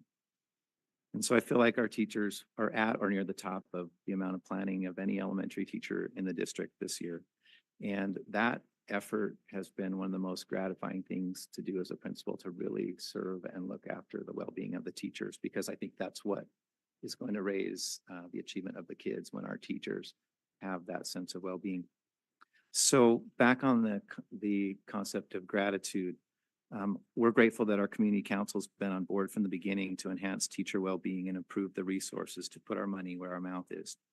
We're grateful to Dr. Robbins and to Amber and Ms. Schill for being open to looking at funds in new and creative ways, and to recognize that our teachers need a refuge and a physical manifestation of our commitment to their well-being. We're grateful to the board for approving our school plans, which increased the emphasis on teacher well-being, and it took all of us to make this happen. This leads me to another profession of gratitude, and that is, on behalf of my teachers, I would like to thank the board for approving additional planning time for elementary schools. We recognize the huge commitment and faith it took the board and the district leadership to make this happen. We are grateful that you heard them too and granted their request for time. I'd like to share a bit of what my teachers said about the impact of this decision on them, so I'll quote a few of them. I appreciate all the gestures the board and district do to show they care, like fruit baskets and other treats. Even more, I appreciate the extra hours of prep time you approved this year. Thank you so very much. I'm thrilled to have planning time every day, Monday through Thursday. It will really help me be better prepared. I believe it will help me achieve a better work-life balance and not bring so much work home. It will make me more efficient and productive and feel like I can actually sit down and eat my lunch instead of do planning and preparation. I can't even imagine how much more prepared I'm going to feel to teach my students each day, having an hour to plan lessons, get materials ready, give feedback to students on their work, etc. The feeling of not having adequate times leads to teacher burnout and feelings of inadequacy, which is a big lesson I learned too in all this, these feelings of inadequacy that they have. This will go a long way in helping teachers to feel competent, prepared, and less stressed. I'm so grateful for this time. It will allow me to put together more rich lessons and do more cross-curricular integration. It will relieve pressure and stress. The additional planning time is so huge. It's such a relief knowing that we will be having more time to really plan the details of our lessons. I personally am so grateful for this extra time because I know that I will be able to use it to keep up with all of the classroom demands. It's such a great feeling. Almost every minute of every day for elementary teacher is spent face-to-face building connections with our students. Our planning time has always been limited, therefore we work late hours to take our work home with us. It is essential that we have time to design lessons, evaluate student mastery, and connect with families. However, it is also essential that we have time to prepare materials and collaborate with colleagues.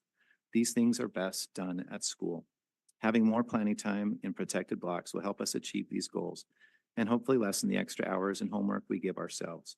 We're grateful for the recognition of this need we have had for many years and are excited to put it into practice next year. Thank you for supporting our needs. And finally, if you will indulge me just a moment, I want to express my personal gratitude for the opportunity you guys have given me to be the principal at Butler Elementary for 7 years. It has been a highlight of my 31-year career in education. I love and appreciate our amazing faculty and staff. I'm grateful for their patience and trust in me. I'm so grateful for the wonderful community in that favored corner of Cottonwood Heights. They have left an indelible positive mark on my life. I thank them for entrusting their beautiful children to me in my care for 7 years, and I know that each one of them is someone's whole world. And finally, I'm grateful that you're giving me the opportunity to make 400 new little friends next year at Quail Hollow. You could have placed me anywhere, but as I've heard from so many people connected to that community, it is a great place and I will love it there. I look forward to working with all the teachers there and focusing on their well-being and to partnering with all the families at the end of Newcastle Drive and the surrounding area. Thank you. Okay, thank you, Mr. Walker. I will just say that I have witnessed his dedication and his focus on teacher well-being, and I've just been really impressed by it. He is just a leader amongst our principals, and I have seen the wellness room that they've made at Butler, and it's incredible. And I do have a video of it, board members, if you'd like to see it. It's great. And then I just also want to thank him for being such a wonderful principal at Butler. I know that community is really going to miss him, but Quail Hollow is lucky to get him. So, and I'm sure, I can't remember now who's going to Butler, but they will be great too. Tracy, Stacy, yes. Thank you, guys. Yeah, so thank you. But thanks for being here. We appreciate you. So the next item on the agenda is the election of board vice president, and Leon Wilcox, the business administrator, will be conducting this portion of our meeting.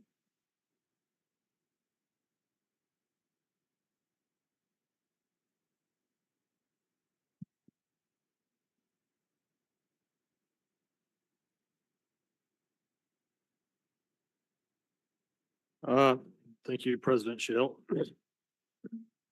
So just to give you a quick update, with the passing of our dear friend and colleague, Mr. Mark Millenberg, who was one of the vice presidents, we have come to fill his seat on board leadership.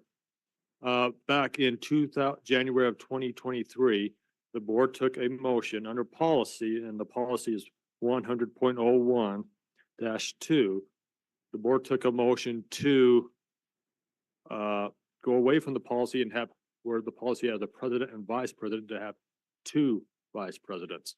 Now, the vice presidents will not be first vice president and second vice president, but just vice presidents or co-vice presidents, okay? So that motion to me still stands unless someone would like to make a motion that we revert back to just the president and vice president, but that motion would stand for all of 2023 and 2024, which we are in. So with that being said, we will now proceed with filling the other vice president seat. So under the policy, this is how it will take place. Nominations. Any board member may make a nomination for any office, including the nomination of oneself. Nominations do not need to be seconded. However, a motion and a second and a vote will close the nominations. We did make a minor update to the policy in June of 2023, and that's what we're going on here as far as voting. Voting, to be elected an officer, a nominee must receive the majority of votes cast. That's still the same. Voting shall be done by roll call. It used to be by raise of hands, so now it is by roll call. Candidates for an office shall be voted on according to the order of the nomination. The first nominee to receive the majority of votes cast is elected to that office or the office of the vice president, and the voting will cease at that point. So with that, I will take any one who would like to make a nomination for the other vice president for the Board of Education. I'd like to make a nomination for Mr. Andrew Edel. So we have a nomination for Mr. Edel. Is there any other nomination? If not, someone can choose to close the nomination. And we'd also need a second on that.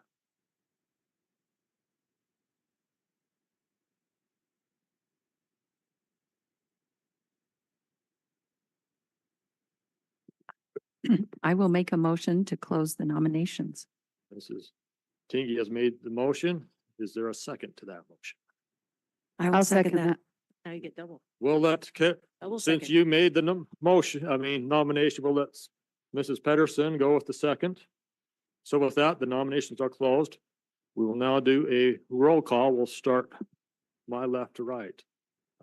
Mrs. Nybar. Yes. For Mr. Adel to be the new vice president of the board. Yes. Aye. Aye. I, President Schill, Aye. Aye.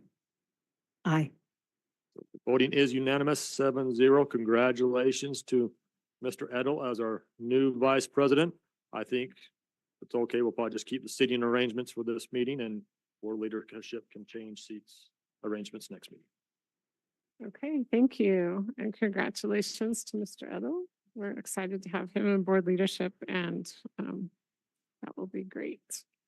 Okay, our next item on the agenda is the Canyon Strong Student Recognitions, and that will be led by Jeff Haney, Director, and Kirsten Stewart, Associate Director of Communications. Thank you, President Schill. It's always a pleasure to take a few minutes during board meeting to recognize the students who are showing the world that they are Canyon Strong. You can see here that Alta High student musicians, they recently came to board meeting to thank the board for the investment in music education at Alta High School. Those students also invite the entire community to a grand opening of the new music hall. You see a picture of there with all the student musicians in the new music hall at Alta High School. This open house is April 11th from 5 to 7 p.m. and artifacts from the past 45 years of music instruction at Alta High School also will be part of this grand opening. You can see very clearly that the arts are thriving in Canyon School District. So everybody, you are welcome to attend the grand opening of the new music hall at Alta High School this Thursday, 5 to 7 p.m. For proof that arts are thriving in the Canyon School District, we look at our next honorees, the cast and crew of Hillcrest's Into the Woods. Hillcrest's fall production of the Sondheim Classic has been nominated in 7 categories, in this year's Utah High School Musical Theater Awards. You can see there that they are nominated for Best Musical, Best Supporting Actress, Best Ensemble, Best Director, Best Cameo Performer, Best Scenic Design, Best Orchestra, and Best Student Lighting Design. Last year, Mrs. Millerberg and myself attended the awards to see Hillcrest pick up one of their 10 nominations. We've crossed our fingers that they will pick up a few more at this year's ceremony. That's on May 4th. It's at the Eccles Theater in downtown Salt Lake City. And we say break a leg to the cast of Into the Woods. They have been invited to perform as part of the ceremony. Congratulations also to the crew of Mean Girls at Alta High School. They also were nominated in the category of Best Student Lighting Design. So good luck to the Hawks, or I guess I should say break a leg. Now, on a related note, the 4A and 5A state theater festivals are being held this week. The state 6A theater festival is April 18th through the 20th. And we want all of our students who qualified to compete to walk away from that competition feeling like they gave their best. Now, the next honoree is a Corner Canyon basketball standout, Brady Kozlowski. Brody was named by the Deseret News as the 6A Player of the Year. In the 12 games, when that Charger forward suited up, he averaged 20.4 points, 8.6 rebounds, and made 40 three-pointers in leading Corner Canyon to the Region 3 title and a runner-up finish in 6A. And his coach, Dan Lunt, told the newspaper that Brody has been a big part of Corner Canyon basketball, playing in the last 3 state championship games and helping to win the last 25 region games in a row. Now he's signed with USC. Maybe we'll see him. So on a related note, 3 Canyons teams are ranked #1 in 2 High School Activities Association sanctioned spring sports. In the latest RPI, Corner Canyon and Brighton boys lacrosse teams are ranked #1 in 5A and 6A, and Alta's boys soccer team is ranked #1 among all 5A teams. We wish them much luck in the coming seasons. Now, our next honorees are the Canyon students who advanced to and won awards at the Regional Science and Engineering Fair. 8 projects done by Canyon's district students won awards at the University of Utah's Regional Science and Engineering Fair. This competition is held in March, and these are the students who won awards at the Canyon's district fair, and that qualified them to go to the U. The winners from Canyons are from Oak Hollow Elementary, Sydney Dodson and Natalie Jensen. They took 2nd place in chemistry and biochemistry. From Quail Hollow Elementary, Delilah Hart, a 3rd place in the physics, astronomy, and math category. From Peruvian Park Elementary, Boston Francis and Gavin Meidel, honorable mention in the physics, astronomy, and math category. Albion Middle School had a 4th place winner, Jack Tripp, in the electrical engineering category. And at Midville, the Midville Middle School, Anushka Rajiv, 4th place in computer science category. This is the title of her project. Slow play in golf is just like driving on I-15, not fun. That would be a fun science fair project. Hillcrest High School had several winners or students who placed in the competition. Adita Mole, 4th place in medicine, health science, and biomedical engineering. Narayanki Shankar from the Office of Naval Research Award winner for the project, A Novel Method of Determining Virus Origins Through Mean Squared Error Analysis and Java Programs. That does not sound fun to do, but she did a great job because she won that award from the Naval Research Office. Lavanya Monani, a 1st place computer science and applied computational method project. Those are the honorees from Canyon School District who place at that regional fair. We think that these kids are so smart. These projects were simply amazing. I thought they were fantastic when I saw them at the Canyons District Fair, and they certainly impressed the judges at the regional fair. So congratulations to them. Our next honorees are the student athletes who earned academic all-state honors in winter sports. Canyons is proud of the 31 seniors from all of our high schools who earned academic all-state honors in winter sports. And we had students who earned those honors in swimming, wrestling, basketball, and drill. Now, as a reminder, students who earn academic all-state awards have a 4.0 cumulative GPA or meet an index score that takes into account their GPA and the score on their college entrance test. A student with a 3.9 GPA, for example, would need to score 30 or higher on the ACT to qualify. Now, take into consideration just how much time these students spend practicing, and then take into consideration how much time they spend on their homework. I don't think they sleep all that much. So far this year, 73 students from Canyon School District have earned academic all-state awards. So congratulations to in boys swimming, Henry Hole from Alta, also from Alta, Isaac Ridge, from Brighton, Aiden Winter, from Corner Canyon, Leon Merkley, from Hillcrest, Scott Person, from Jordan, Mitchell Steppen, and from Jordan, William Cochlamiguio. In boys wrestling from Corner Canyon, Connor Priest, and from Jordan, Michael Cowley. In girls basketball, Ashley Ferguson from Alta, Sarah Newman from Jordan, and Tess Joseph from Jordan.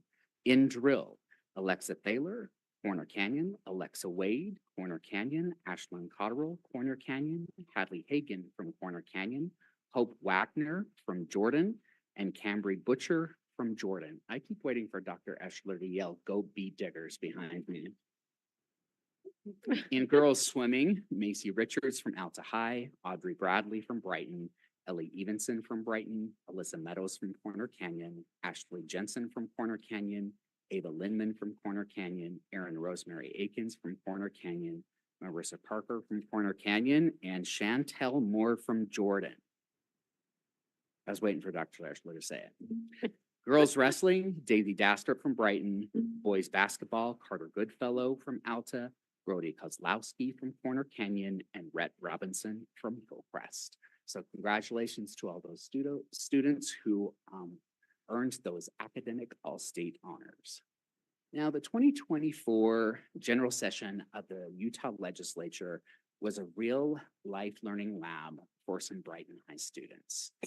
So we had some Bengals vigorously speak in favor of the school being able to keep the trimester schedule. They testified during a Senate Education Committee meeting during the recently completed legislative session. The Brighton High student leaders, I believe that includes President Schill's son, Kimball. We put a photo of him right there in the middle, and a student body president, Luke Barlow, as well as some other students. They raised their voices against Senate Bill 216, which require all schools in Utah to use either quarters or semesters. Now, they must have been convincing because the bill did not advance. So maybe some of them have a job as a lobbyist or maybe even a legislative seat in their future. We also wanted to mention a few exciting events on the future on the horizon in the Canyons community. Now, Oppenheimer may have won Oscars. We'll have to find out which student-created film will win top awards at the Canyons District Film Festival, our 14th annual. It'll be on April 25th, and it'll be at Alta High School. Today, we announced that the deadline to submit films for the festival has been extended until Friday. So if there's any students who started a project and didn't finish it by the previous deadline, we got a few more days. We also invite the entire community to the film festival. It's free and open to the public. Also, the Canyons Youth Symphony Orchestra's final performance of the year, and that features the American West Symphony Community Orchestra. That will be April 22nd at 7:30 p.m. at Butler Middle School. Now, this event showcases the talent of auditioned ensemble made up of top 4th through 9th grade instrumental students district-wide. as well as the American West Symphony. And May the 4th be with you. That's the Canyons Education Foundation Star Wars themed fun run on May 4th.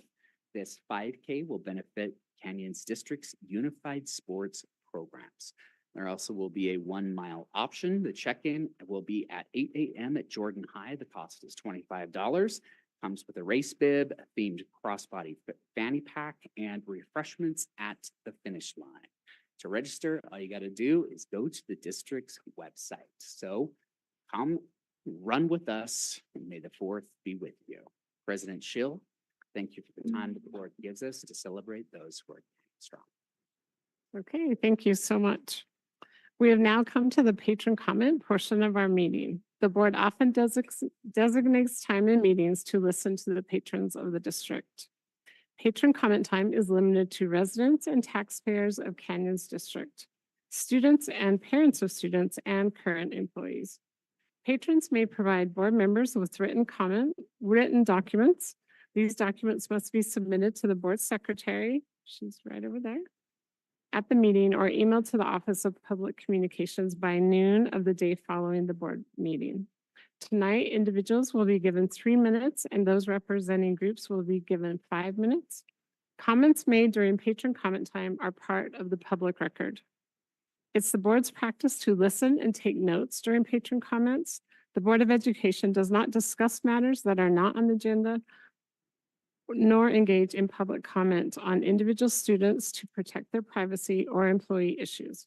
If a patron wants to comment on a district employee's character, professional competence, or mental or physical health, the board requests that those comments be submitted to the board in writing. However, if the patron determines to verbally comment on those personnel issues, the comments need to be civil and refrain from personal attacks, insults, defamatory, or slanderous comments about an individual. The Board of Education values input on all sides of issues. To maintain decorum and respect, we ask that those in attendance refrain from applause or other types of demonstrations during the patron comment time, as well as throughout the meeting. We have 4 people that have signed up today. So we'll start with Krista Reed, and then she'll be followed by Miranda Jones. And also the secretary will have a timer, and there's just a little buzzer that will go off when your time is up. So please come forward. Thank you.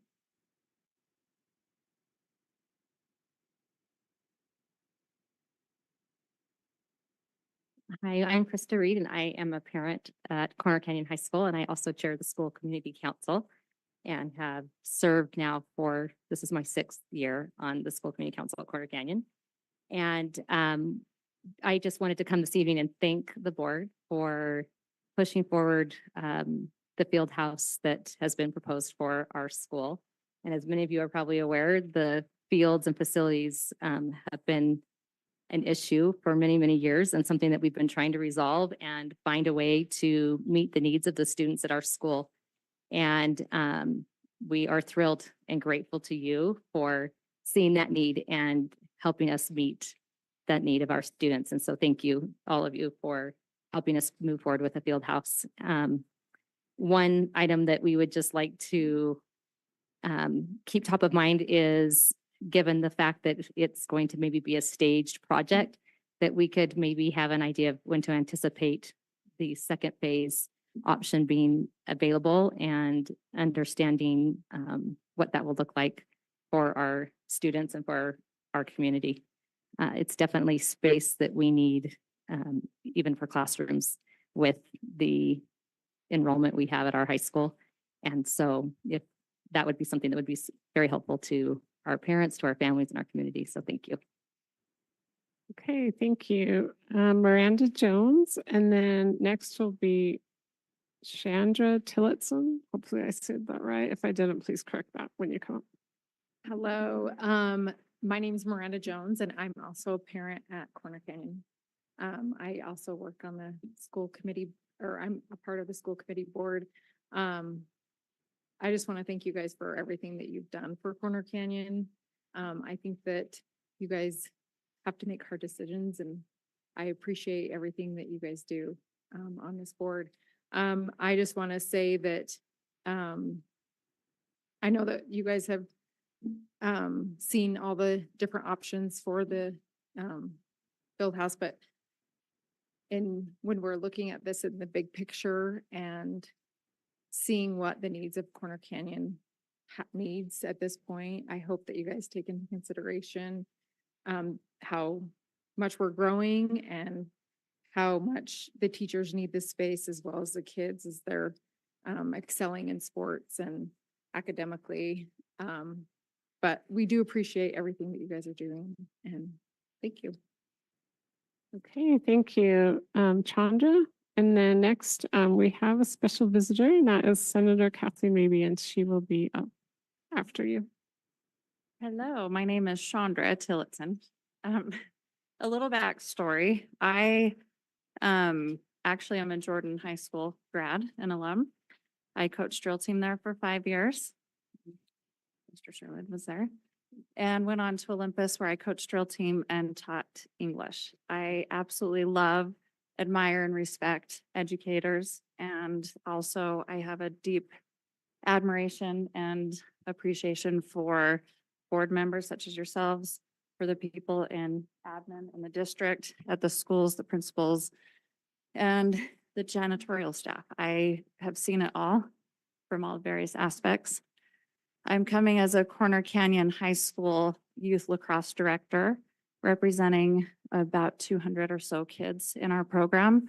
And also the high school program between the two has around, 90 to 95 kids. So just a little, to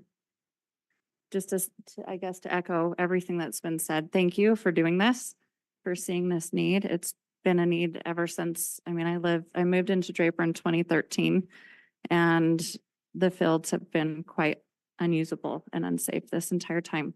But I also understand that there are various needs across the board. There's a constant need every day for another dollar, another program. Some are very first world problems, and I understand that's sort of what we're talking about a little bit here today. But being on the field and walking the fields with the students, I have a huge plea to consider their safety and well-being at all times when making these decisions. And I guess I've just been a little updated that the plan has been to go forth with option 1 and seeing option 1, 2, and 3 that was presented publicly. And while I think that's a great option, it gives the best turf space, and I guess it surpasses some other schools in size if there's a competition. But I worry sometimes when we do multi-phase, and to just consider, while maybe saving $1 million today could turn into another $4 million potential increase or unusable space. I'm not sure if this is true. It's just the talk on the street, but with the beautiful new Hillcrest, which, by the way, Canyons is, thank you for doing all of this. And I can't wait for my alma mater to get its facelift too. But I understand that the track isn't even usable for track meets because it doesn't meet the requirements for things. So when we are considering these field houses and these turf fields, I hope that we're also considering what is legally required for safety. So we can actually hold events, so we can train the kids properly, so we can use our spaces economically, fiscally, responsibly, and do what's best for our community. And so thank you for doing this. I appreciate it. Please be very thoughtful in the approach of the design. It's not so much about aesthetics as it is about keeping the kids with this Utah Fits All in our schools and keeping the best educators here. We just went through all the amazing accomplishments of these students. I watched them, and I am imagining that when you guys attend all the various graduations, you're just beaming with pride at how wonderful Canyons is. So we need to keep it wonderful, and we need to think about the future. You know, I want my daughter to go to a school that is attracting and drawing like-minded people, and we're providing the best opportunities. So thank you. And just one final plea. This is because I am the youth director, I feel responsible for the 5 to 15-year-olds that are under my watch. The field space at Draper Park Middle School is awful. It's unsafe. You can barely walk it. Whatever we need to do in our next thought of phasing money and plans toward projects, I promise you, if any of you went and walked Draper Park Middle School, just go walk the grounds. Go walk your dog there, throw a ball, try to run. It's very unsafe. Our 200 kids are practicing there right now. And it's sad. So please consider that in the future. Thank you. Okay, thank you, Senator Reeby.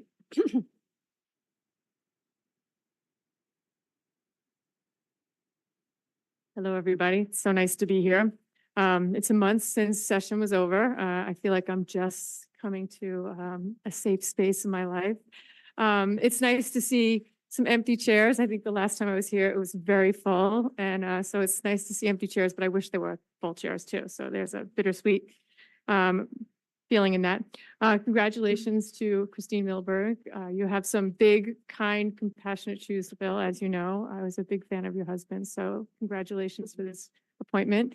Congratulations to Andrew Edel, the Vice President. That's exciting. I'm here to tell you that Charles Evans and Susan Edwards work so hard up at the Capitol. I deal with so many school districts across the state, and I can tell you that your faces are the most powerful faces I see up there. It was exciting to have your students speak out against the quarters. I worked really hard to kill that bill. We killed a couple of other great bills. I guess we should say we prevented them from passing. We had chaplains, which was not even supported by chaplains. We had the neutrality bill that was not neutral at all. And so we did some really good work. And I'm going to tell you that the people that work for Canyon School District really have worked hard to find alliances. And I just really want to appreciate the leadership of Canyon School District. You guys are tireless. You are relentless. You are there all the time. And so I think you're a leader in the state. And when I come to JLC and I speak to you guys and I see you all there, know that I listen to you all very carefully and I try to align myself with you guys. So thank you for your work. I've actually spread that message out across the state that we need to be stronger in our communities to support education because we do have a lot of scary things coming our way. So thank you for your leadership. Thank you for your time. Thank you for your devotedness. And thanks. Okay, thank you for being here and thank you for all your work, Senator Reeby. We appreciate that. Okay, we are going to go on to the consent agenda. That is the next item. So I will now take a motion to approve that and please read that item by item. I'll make a motion to approve the consent agenda, which includes item A, approval of minutes for March 26th, 2024. Item B, approval of hire and termination reports. Item C, approval of student overnight travel. And item D, approval of purchasing bids. Okay, thank you. Is there a second to that motion? I'll second. Okay, thank you. There is a motion and a second. Is there any discussion to the motion? Okay, seeing none, I will call for a vote. All in favor, say aye. Aye. Any opposed? Okay, that motion passes unanimously. We will now go on to new business, item A, and that is information technology update by Scott McCombs, Director of Information and Technology. Thank you. I am grateful for the opportunity to present an IT update. As you guys can imagine, there's an awful lot going on in IT. I'm going to try to highlight some of the things. I'm certainly willing and happy to dive into more depth if there's any additional questions as well.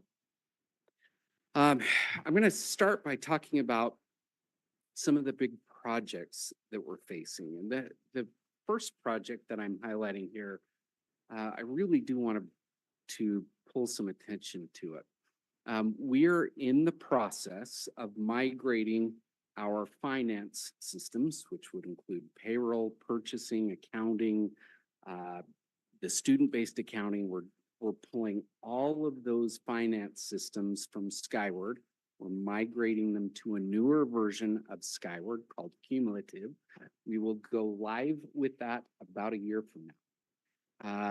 That will have impact on every single employee. So employees who enter time off will now be doing it to cumulative. Employees who track their time in Skyward, the part-time employees, will now be doing that in cumulative. Any of us who look at our W-2s or check stubs will be doing that in cumulative. Not to just mention changing all of the processes for payroll, HR, purchasing, accounting. This will be a massive, massive project. I was fortunate to be the 10th employee hired by Canyons. I was fortunate to be here during the crazy adventure of moving into the new systems, into the new district. I have a little gray patch in my hair that is actually from that migration. I'm expecting with migrating Skyward to cumulative that I'll have probably a few more gray patches, and that will be okay. But that really will be a very big project. We'll have to rewrite some of the interfaces. We'll have to really be involved in that, okay? Some of the other projects, I'm not going to read them all to you, but we've requested over $700,000 in E-rate funding this year. We are working on emergency response systems, which is a big issue for IT and the district. Lots of different systems that will be going into the emergency response. We are also helping work with transportation on the turn-by-turn navigation, which is a big project. And then one that I want to bring quick attention to, Senate Bill 98 has gotten a lot of attention. One of the things that it previously said is that public education had to adopt a .gov or a .edu domain. That has been pulled back. I'll actually go into the law itself. So the law itself now says that when education institutions are made, those domains are made available to public ed, that will have 15 months to do that migration. .edu is held exclusively for higher education. .gov is a little more available, but I will tell you that as my colleagues, all of the other directors of IT across the state, none of us are planning on migrating from our current domains right now. No one is trying to get a .gov domain. We are all staying with the domains that we have. Okay? Any questions about that? Yeah, Mr. Edel. So why are we not moving to the .gov? It isn't fully available to us, first of all. How so? I'm sorry? How so? It requires information from the census to actually allow us to get a .gov domain. Additionally, it's going to be if we are asked to change, it's going to be a really big impact for employees, for parents, for our patrons. Rather than going to canyonsdistrict.org, they go to canyonsdistrict.gov, and that's quite a rebranding process. Where the law isn't asking us to change right now, we're not looking to do that rebranding. We're really following in line with the other districts across the state. So let's go back to that line real quick.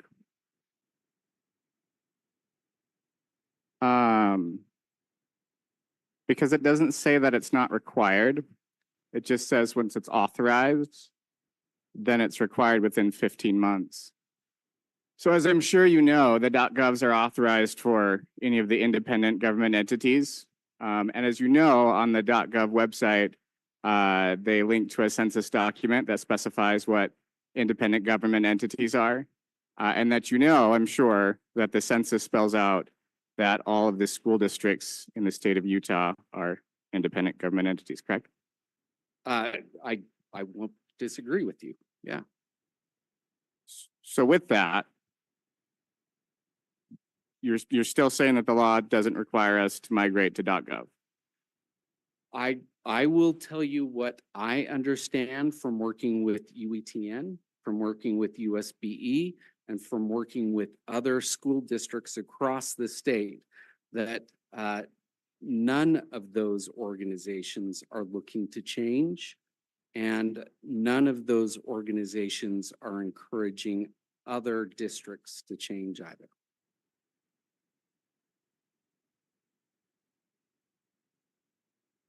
Mrs. Oaks.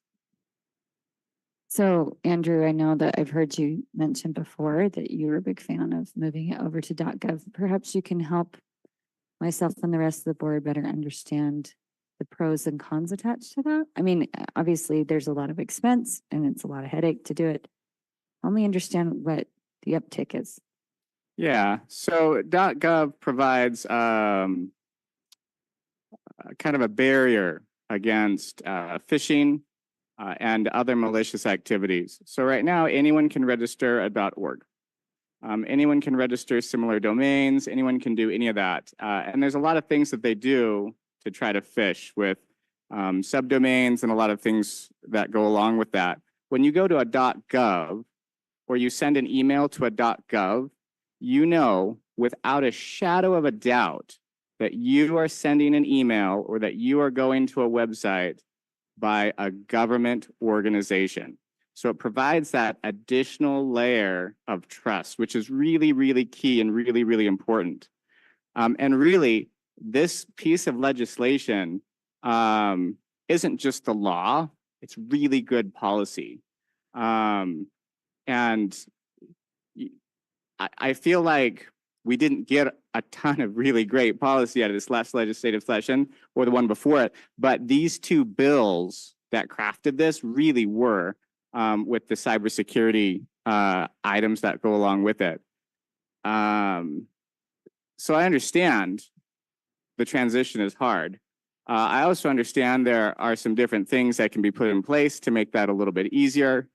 And to be honest, I've looked into the process of getting a .gov domain, and so I'm a little taken aback by you as our IT director telling me that that one, it wasn't available because you said they're waiting on census data. They're not waiting on census data, and that it's been over a year since it's been law that we transition, and we've made absolutely zero attempts to comply with this really, really sound piece of legislation.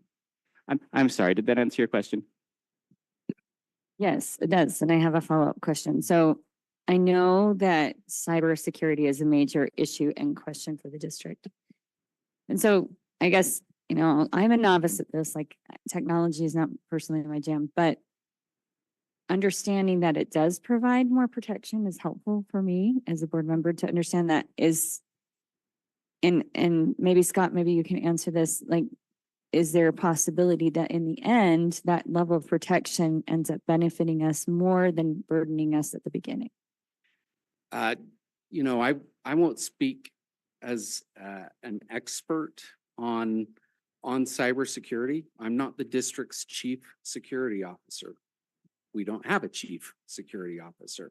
Our cybersecurity is something that it's one of the hats that I wear, and it's one of the hats that we share across the organization. It's a challenge for us to try to stay on top of all of the changing technologies. So I won't question board member Edel's expertise by any means. And if we can learn and improve, something that we're always looking to do in IT is continual improvement. So if we see an improvement in the long run, we are absolutely happy to investigate that.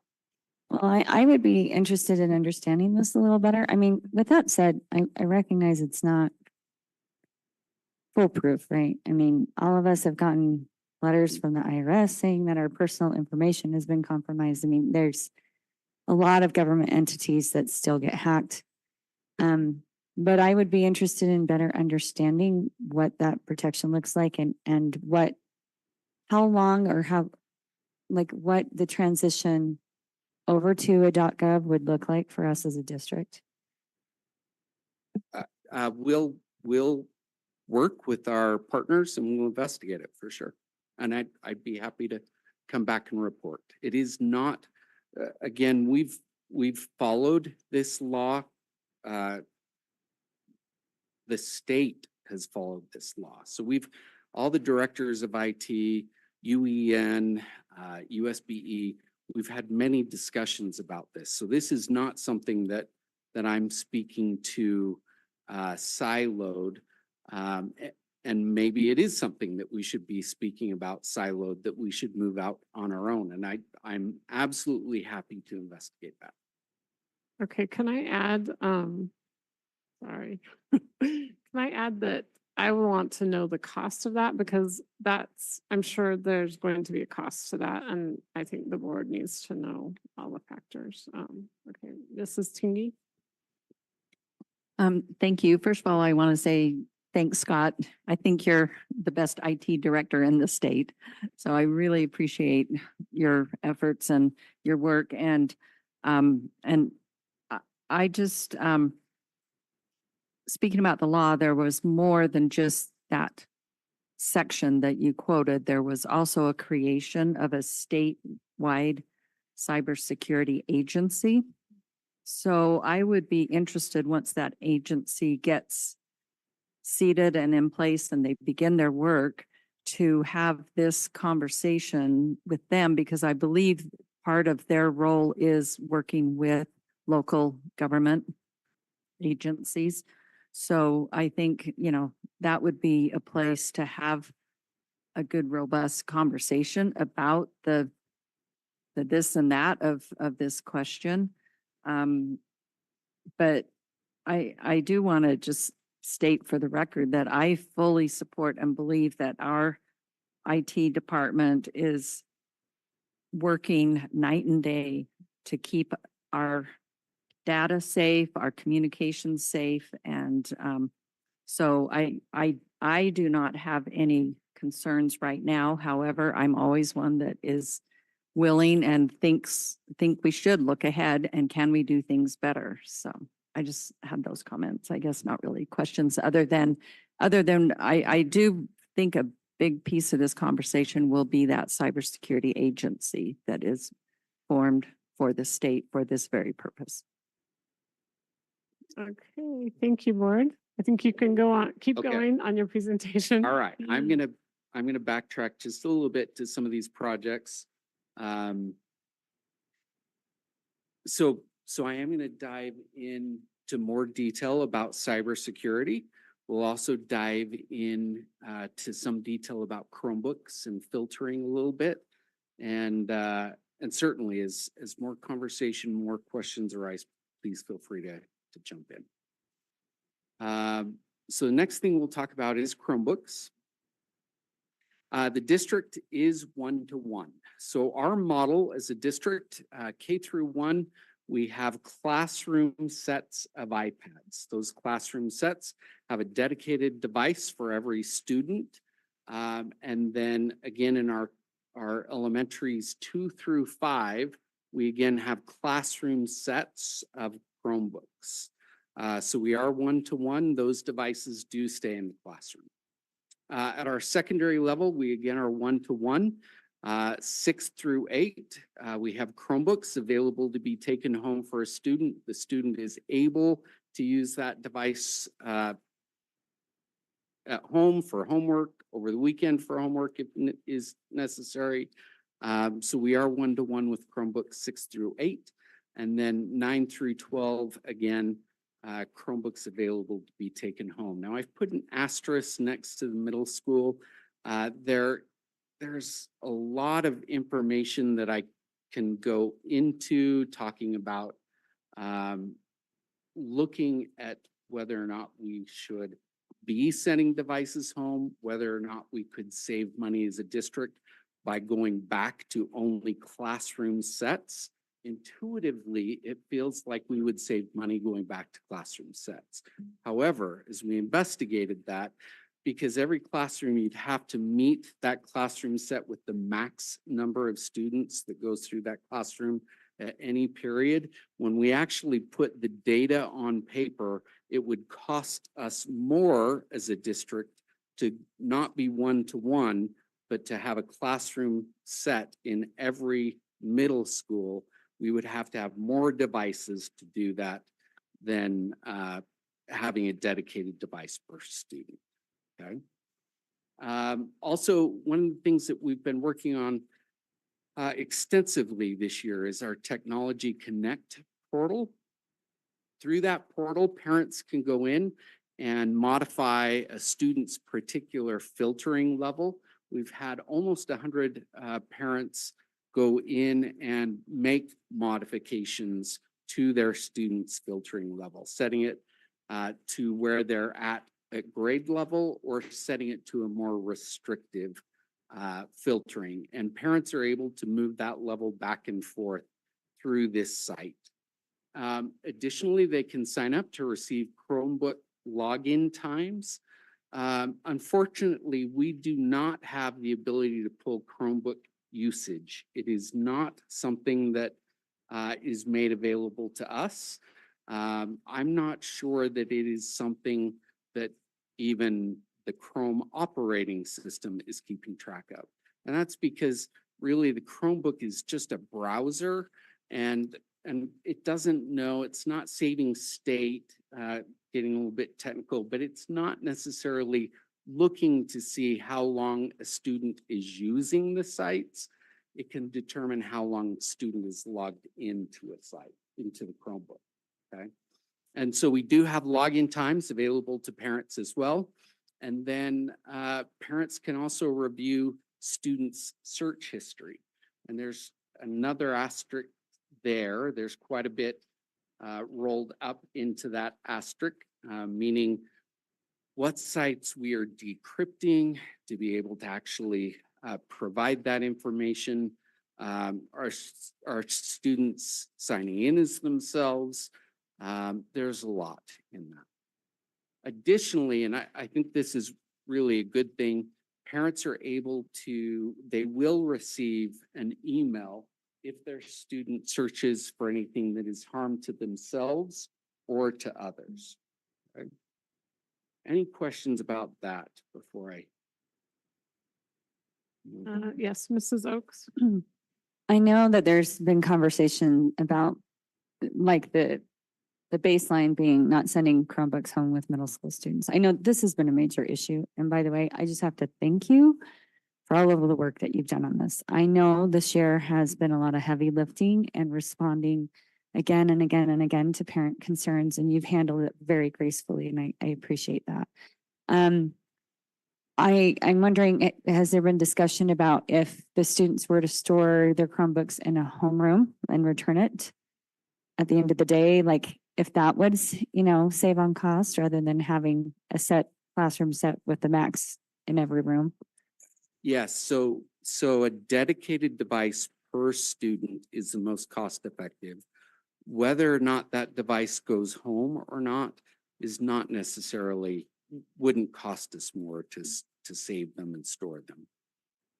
Yeah, because I think my experiences, and I'm a little sensitive to this because I have a 6th grader next year who's very precocious. For him, he's a child that is so distracted by what's happening on a screen that I will be a parent that probably requests that his Chromebook stays at school. It seems like most of the issues we're hearing about are in middle school, and part of that is a maturity issue. I don't know if, maybe you even have a policy that's 6th grade.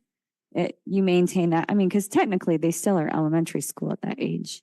And then there's some sort of a gradual introduction or change, in 7th and 8th grade. I don't know if that's something that we turn over to the schools themselves to discuss. But anyway, I just hope that we're talking about a lot of different options and it's helpful. So thank Good.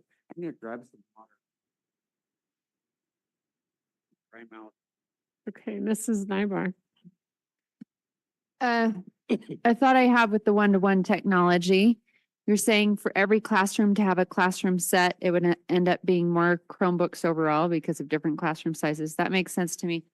But what if there was a one-to-one technology at school, but it wasn't taken home?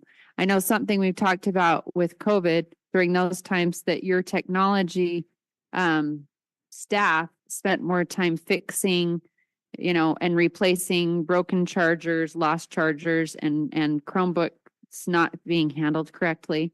So is that something that we are looking at? Because there could be a one-to-one technology, but it just doesn't go home, right? They just turn it in at the end of the day or something, or check will it out. mention, we did beginning of- look at repairs, and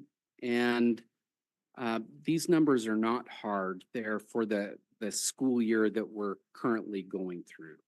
But about 40% of Chromebook repairs that we do are for middle school. About 30% of Chromebook repairs that we do are for elementary, which are not going home. And then the rest is made up by high school. So we do see that whether or not the device goes home or stays at school, younger students have a more difficult time protecting the device. That makes sense. So there potentially could be a savings by having some repairs, not having to do the repairs. That would probably be eaten up because if we're doing this for every student at every middle school, we no longer have carts, Chromebook carts at the middle schools. And so we'd have to reinvest in carts where students would be turning them in. And so there would be a initial and then a repeating, because we do have to recycle those, but there would be an initial cost for those carts. Okay, go ahead, thank you.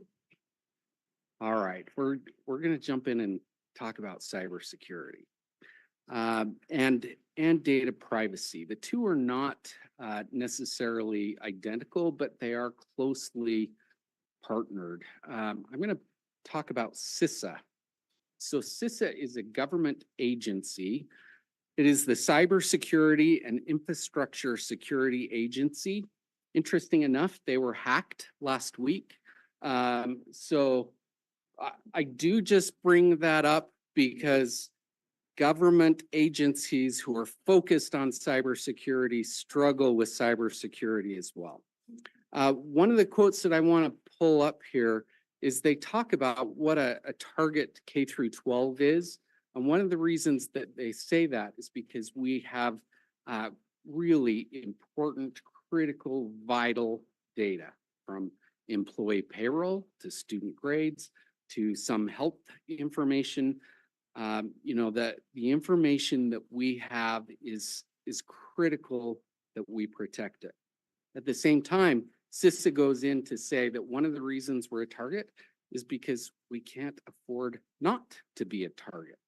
And that becomes a real issue, that we are cyber poor, but target rich.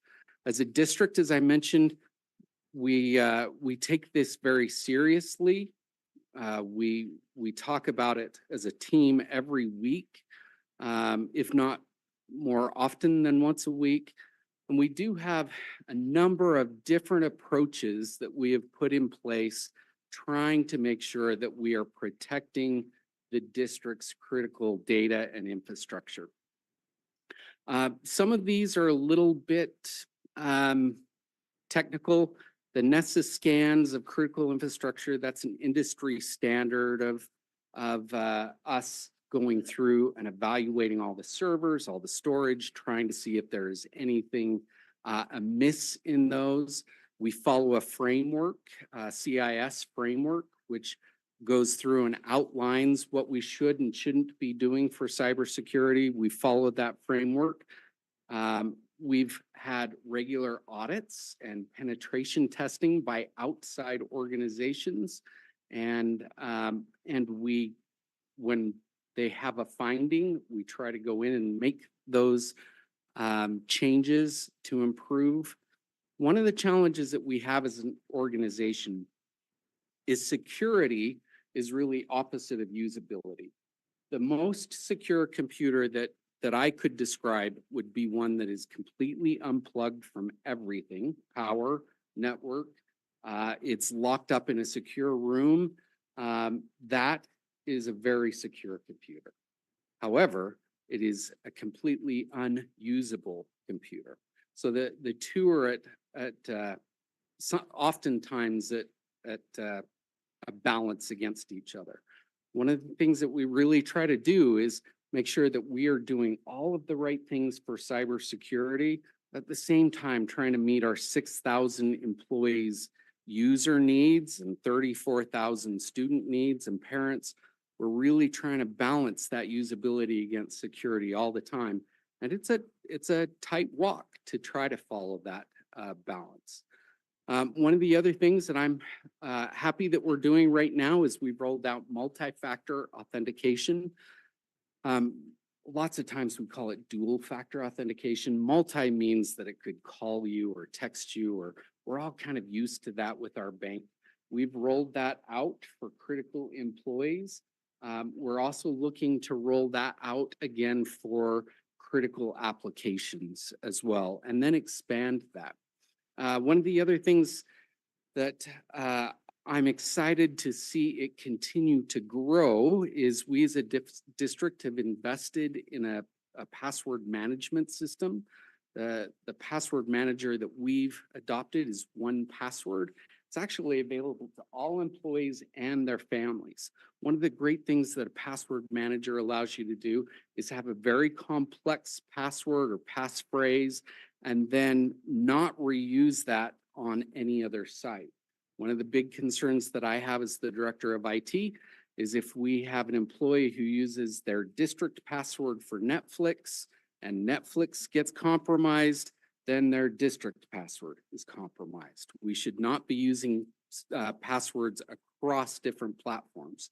And if we'd all adopt a password manager, that would make it much easier not to have that password reuse. One of the other things that I'll mention, we've talked about security is being managed by a number of different individuals, from our systems team to myself to our network team. But data privacy is also being managed by a number of different departments, by IT, by ISD, and we are managing that data privacy across multiple systems, and that's a challenge as well. Any other comments before I move on from some of the things that we're doing here? I do. So that password manager, have you advertised that to employees? Like, are they using it? Because I'm interested, but I don't know if I just missed it anyway. We need to do better. Well, I'll just say we need to do better at advertising it, and we need to do better at adoption. We're not doing great at either. So I agree we could do better. I hope we do better. Okay, thank you. Any other comments on that? Okay, I'm going to just mention a couple issues here. So we talk about cybersecurity and data privacy. You know, hacking is big business. Last year alone, it brought in about $4 billion for the hackers. We as Canyon School District are up against an organizations who can be state sponsored. We've got countries who we know have hackers that are on the payroll. Even if it's not state sponsored, if they can get access to data, if they can encrypt it and try to make others pay to get it back, it is big business. And most institutions are spending about $4 million per cybersecurity incident. Again, I think this is a issue that we should talk about and at least be aware of. We've talked about priorities today, and I would say that this falls in line with that. So we do not have a dedicated cybersecurity, nor do we have a dedicated data privacy staff. Those two responsibilities take a ton of time, from us looking at our vendors to make sure that they're signing data privacy agreements and that they are protecting our data. It takes a lot of time from IT, from ISD. It works its way into our legal department. All of this takes a lot of time, and we don't have dedicated staff focusing on it. And then you guys have probably all heard me say we are only as strong as our weakest link. And too often I think we think that means a person. And the weakest link is, I'm not saying that it is a person. It could be me falling for phishing. And let me tell you, I have fallen for phishing. I caught it the moment afterwards, but it was a great targeted email. I changed my password and punished myself by making it a heinous password. But I do talk about that because if I, the director of IT, could fall for phishing, I recognize many of us could fall for phishing. So it could be a person, it could be a vendor. We have vendors that we do work with that they don't have the same focus on cybersecurity that we do. And we have to deprecate our security just to be able to work with some of these vendors. And that is a huge challenge. The weakest link could be a plugin. We have had we've had some breaches, not of data, but we have found malware on some of our servers, and we have found it in time, but it takes a ton of time, effort, and focus to be able to go in and clean that kind of malware up. There's an individual who works for UETN. He's one of the great cybersecurity leaders in the state. And he often says there are two types of people. There are those that have been hacked and those that don't know that they've been hacked. We really have to make sure that we as IT, that we as Canyon School District are always looking for any sort of compromise and then staying on top of it just as strongly as we can. There are lots of things that we would do if we have a data breach. And I can gratefully say we have not had to enact any of those at this point. So we've not had a data breach, but we do know we've had phishing. We do know we found malware. It is something that, again, would probably give me more gray hair.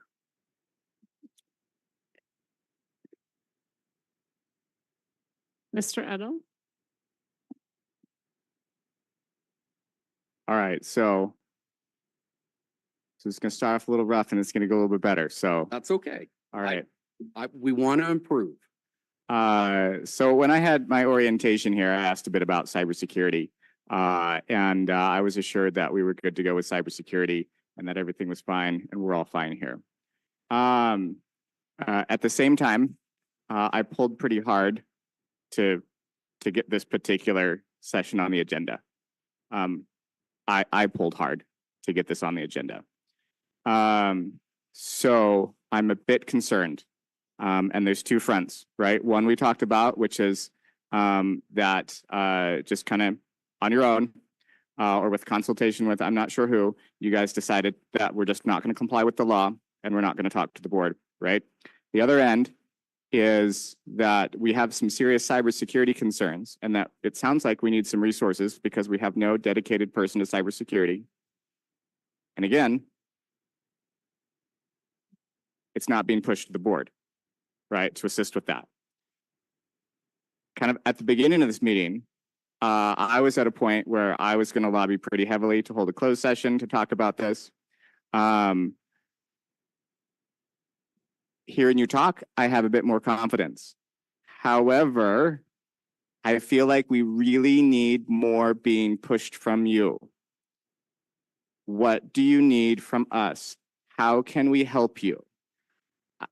I'm not getting that, right? When I have to ask for this meeting to be held to talk about something, and then we get an update, that's not being pushed to us. I think every single person sitting up here wants a strong, robust IT department with a strong, robust cybersecurity.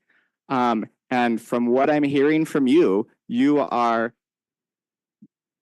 like, you seem to understand your whole program and the threats that we face, and what you don't have and what you need. That's what I'm hearing, is that you know all that, but you're not pushing it to us. it's staying there, kind of like, well, we don't have that, therefore that's our lot in life. But I mean, you said it yourself, hacking is big business. You talked yourself about, you said yourself about the different organizations out there, state sponsored, hacking is a huge thing. So from my end, like, you seem to be on top of it. Can you help us help you? I would love that. What I can't do is tell the board priorities, right? And I apologize if through a failure of my own that I have not done what's appropriate to communicate. So I do apologize, and I mentioned I'm happy to improve, and if there is something I can do to better communicate with the board, I would welcome that. What we are facing, again, I'm not going to tell you the priorities. I'll tell you the challenges. We're up against huge businesses. We're up against cybersecurity professionals, and we are trying to do that with wearing 10 other hats. So this is just Andrew, because I'm just me, but I would love to know, what is it that you need to take that next step to be that much more successful within your department? You know, we all have, this is what I would like. This is kind of what I need, right? This is kind of what would be a good medium. And just for me personally, I would really like to know, what is it that you actually need? Because I'm the only one who works in the threat industry. And I understand a lot of the threats out there because of what I do for work. But so to expect the board to come up on their own to say, hey, we hear that there's some cybersecurity stuff and maybe your office isn't up to now. That's an unrealistic expectation. You're going to have to push a lot and simplify it, but not too much, right? Because we've got a variety of people here and you've got to know your audience. But nonetheless, that's on you to help us understand what you need, because at least where I'm sitting, it certainly sounds like it's a priority to make sure that that our systems are safe, because that directly relates to our students, right? Absolutely. Yeah. We do take safety very seriously, and I can tell you that through our penetration testing, through the audits, we have been an exemplar for other districts. Now that's not, I'm not trying to say, look at us, we're doing great. I'm saying that we have been there. In that time, other districts have hired security officers. Jordan has a security officer who I knew very well while he was a director of IT. Other districts are making it a priority and a full-time position and hiring staff for their security officers. We've got a great team of systems engineers, of network engineers, of directors, of support staff, but we don't have a dedicated cybersecurity team. Okay, Superintendent, would you like to say something? Sure. First off, Scott, thank you for all that you do. And, you know, I think a couple of things. One is that I need to take more of the responsibility of some of these questions than Scott. I mean, I think, you know, it's the superintendent's job to make sure you guys understand what the, you know, some of these issues and needs are. And so, you know, I don't think it's really all on Scott to make sure that you guys understand that, and especially at the cabinet level. So we'll do better on that part, Scott. You've always been great to communicate, and I agree with Nancy, no one better than you or your team. I think, thinking back over the history, it sounds like we have had over time different people kind of in and out of the cybersecurity role, right? But those are positions that we've ended up absorbing or whatnot. Thinking about the issues that are, you know, we're talking about, I mean, that seems to me like a real high priority, is that somebody that has the expertise that's dedicated to this issue, right? Is that, I mean, that's what I'm understanding. I think it'd push the needle. Yeah, so I think we, you know, we go down that road and see what we can get done. I think looking at the .gov issue, a couple of things come to my mind. I mean, I think you're actually making a case to move to .gov as I listen to you. I mean, if that's one small layer of protection, thinking about multi-million-dollar hack jobs and everything that's going on, if that's even just a sliver of protection, and it sounds like it is, you know, I mean, if there's legislation, obviously there's a lot of people that have eyes on this, right? And thinking about what that might mean. So, you know, my thought would be is that we explore that in a much more accelerated fashion. I've never been one to wait around for other districts to decide what's best for us. I mean, usually they're calling us, you know, what are you guys doing? And then they follow. So we're not afraid to be the leaders. And, you know, if that's something that we should do and it puts us out in front and it makes our district a little more safe than everybody else, good for us, right? I just want to talk to you about this Chromebook issue with middle schoolers. I think we got to be very thoughtful and careful about this because Chromebooks, I mean, you think about all the efforts that we've made to really pull back on Chromebook use and making classrooms more engaged and getting kids more engaged in school and thinking about all the tools that we put in place. I mean, the login feature, it's not just to see when a student logged in, but a parent can see the actual amount of time that they're logged in, right? So it does have a usage aspect to it. And, you know, from what I've seen from the beginning, when your engineers put this in place, over time, that number has come down quite a bit. I mean, where I've seen on occasion, when I go on dashboard and look at that, we're around 70 to 80 minutes per 24-hour cycle use. So, Yes. so my point is that Chromebooks are really easy to point at and blame, but they're also a really important tool to our students' learning ecosystem, right? And I think we just got to be careful about unilaterally saying, hey, they're all going to stay at school or they're not, or because so many kids have different uses, right? I mean, what our students use those for when it comes to research or writing or, you know, accessing Sora and online books. I mean, these are all huge questions. And then just the fact that we worked so hard to close the digital divide in providing access at home, that, you know, that's a big part of what our students' experience is. So I'm just saying, I agree. I mean, I think, and everyone's made these points are all accurate, right? Middle schoolers aren't always the most mature. They don't always handle things the best way. But it is an important part, you know, of their access. I've heard Leon talk about this multiple times, not to put him on the spot, but he's got 2 kids also in this place. And, you know, I'm really proud of the fact that, and I know it's not this way in every classroom with every teacher, but I think all the work and the way that we have really developed an, you know, an instructional pedagogy and model in how technology is being used is getting better and better and better.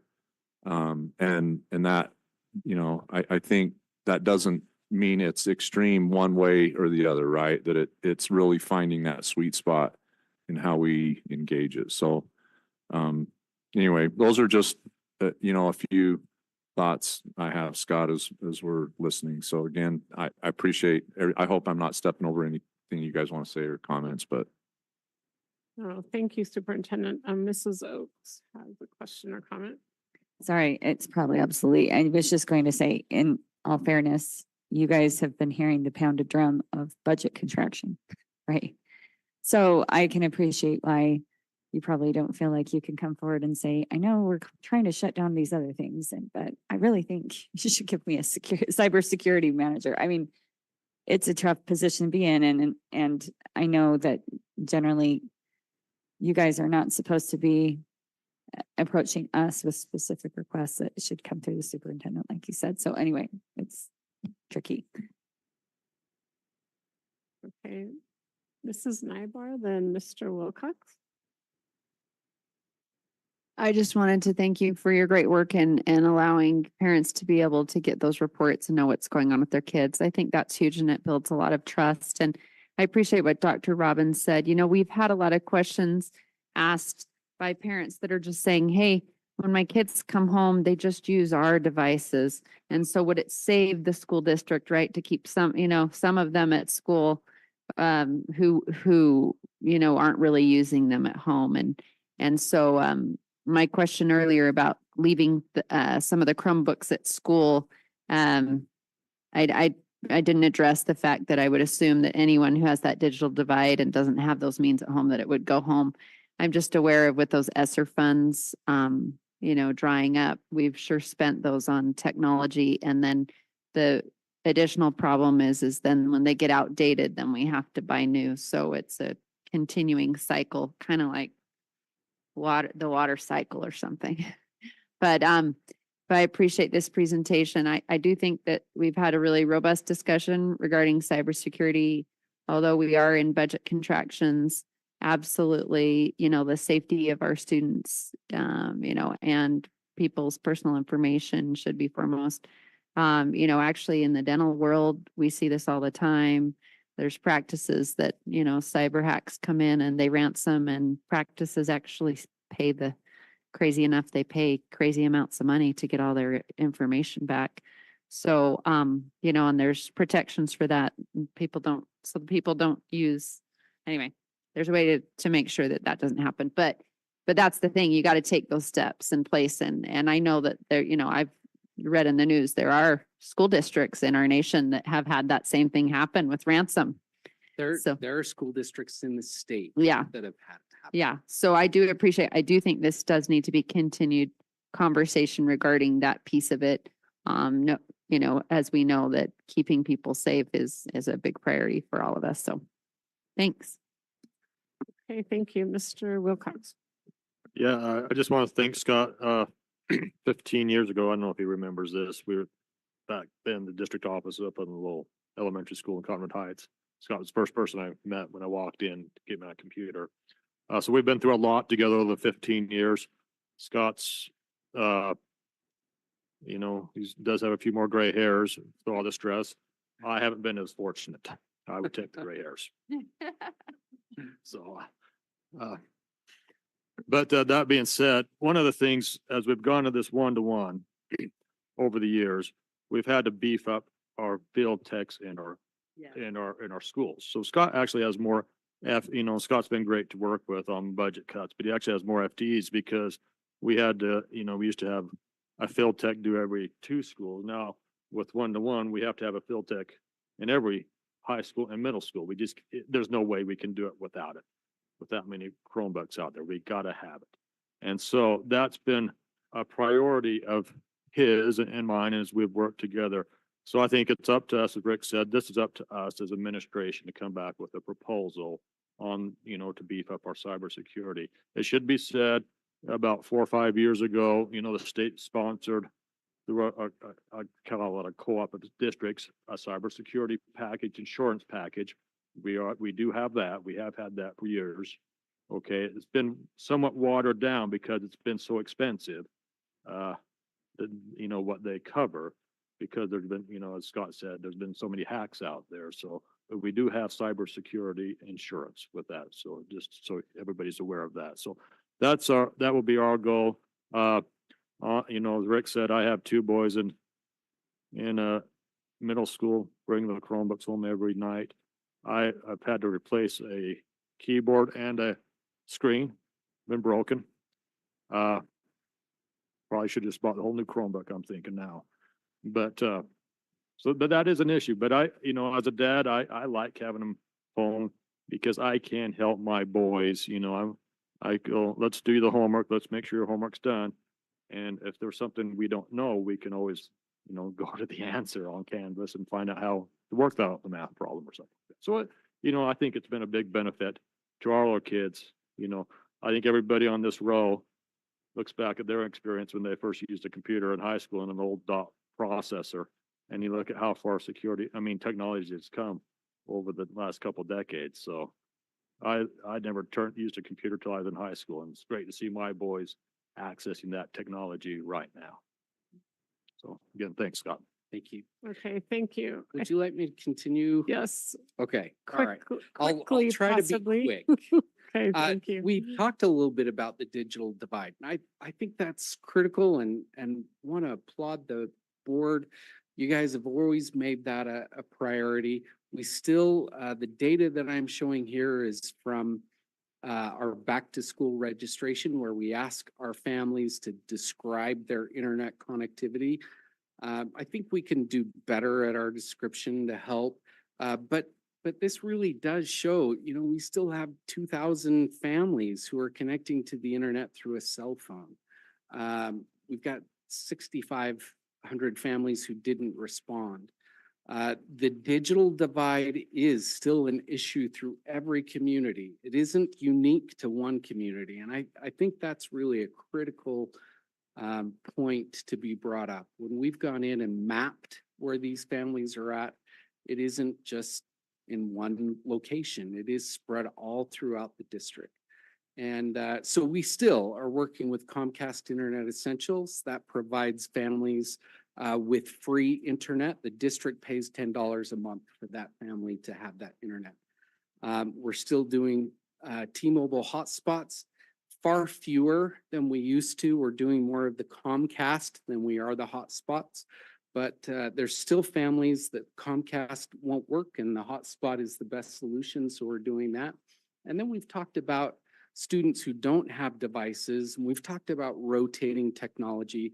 One of the things that we've been able to do is we rotate technology if it's outdated, no longer will work for computer-based testing, for example. Then we've made those surplus devices available to students to use as a personal device so that they have a device, not even having to use their district device as their device. So I think it's amazing that the board has been committed to helping all of these students in need. Future projects, cybersecurity is so critical, and yet, maybe not and yet, and there is one project, again, that will impact every single employee, every single teacher, every single student, every single family. And that is us migrating the Skyward student systems to cumulative. We will be going live. We're already working on it. The student system, we will go live with the new cumulative student system summer of 2026. That is almost here. I know it sounds crazy, but it is. It is almost here. And we will need, you say I should tell you what we need. We are going to need a lot of help on this project, both on the finance side and on the student side. We're going to need trainers to be able to go out and train every teacher how to use this system. We have to create training for students. We're going to have to create training for parents. It is going to be a big project. Additionally, we've really got to listen to our users. So we need to have the ability to get out there and listen to what the users need this new cumulative system to be. We really need to get the buy-in, and the only way to do that is to make sure that we are tailoring it correctly for what the district. This is a project I just can't emphasize enough. This truly will be the biggest project that we undertake since the creation of the district. Rotating all of the student devices and staff technology is a project that we're working on. We've talked about priorities, and that is a huge expense. And then we've talked a little bit about this as well, but rotating all of the infrastructure, it's kind of crazy. Technology has become cement. We build foundations on our buildings out of cement, right? Out of steel. technology today is our concrete, it's our steel, it is the foundation that everything is built upon. And so we've got to make sure that we're keeping that foundation updated and current. That means that we have to continually update our network, our data centers. We have multiple data centers. Going back to cybersecurity and disaster recovery, business continuity projects. Bells and paging systems are on IT.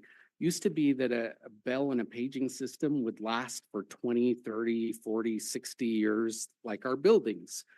They don't do that anymore. They're IP based. We're having to rotate them about every 10 years. We've talked about some of the new construction and trying to update the AV, the projectors, the screens. Isn't it crazy that those screens are thousands of dollars and screens go bad? Who in IT would have thought of that? Classroom carts, if we do talk about going back to middle schools, we'd have to look at carts, but even the carts in the elementary schools need to be replaced. We've been fortunate because we collected the carts from middle schools and high schools when they went one-to-one, and we are reusing those, but we're running out. So we're gonna have to do that.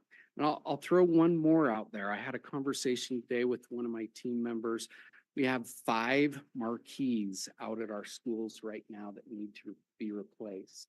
Those marquees are about 40,000 each, comes up to about 150,000 for just these marquees. We're gonna have to talk about replacing 5 marquees a year because the lifespan on those marquees are only about a 10-year lifespan. Initially, I said, well, great, let's change one out every year. And that would be a 50-year rotation. So that's probably not going to work for us. But again, IT is involved in so many different aspects, scoreboards in stadiums, the marquees. We really have become that foundation that everything else is built upon. Okay. And then last thing I'll share is our department's mission statement. We take this seriously. It is something that every employee knows. We've talked about trying to get it memorized in IT, but really our focus is to enrich the learning environment. And it's not about technology. I'll mention one of the things I love about our mission statement is the word technology is the very last word in our mission statement. You would think IT would be about technology, but we're not. We're about helping the students. We're about helping the staff. We're about making sure that we can be a good partner with everyone and help to successfully deploy and integrate all of the technology that each department, each student, each parent needs to be able to be successful. Okay, board, any other comments or questions? Yes, Mrs. Pedersen. Not a question, just a congratulations kind of thing. This has been amazing presentation. I appreciate the detail that you have gone into that. And I will thank you for how quick and efficient you guys are.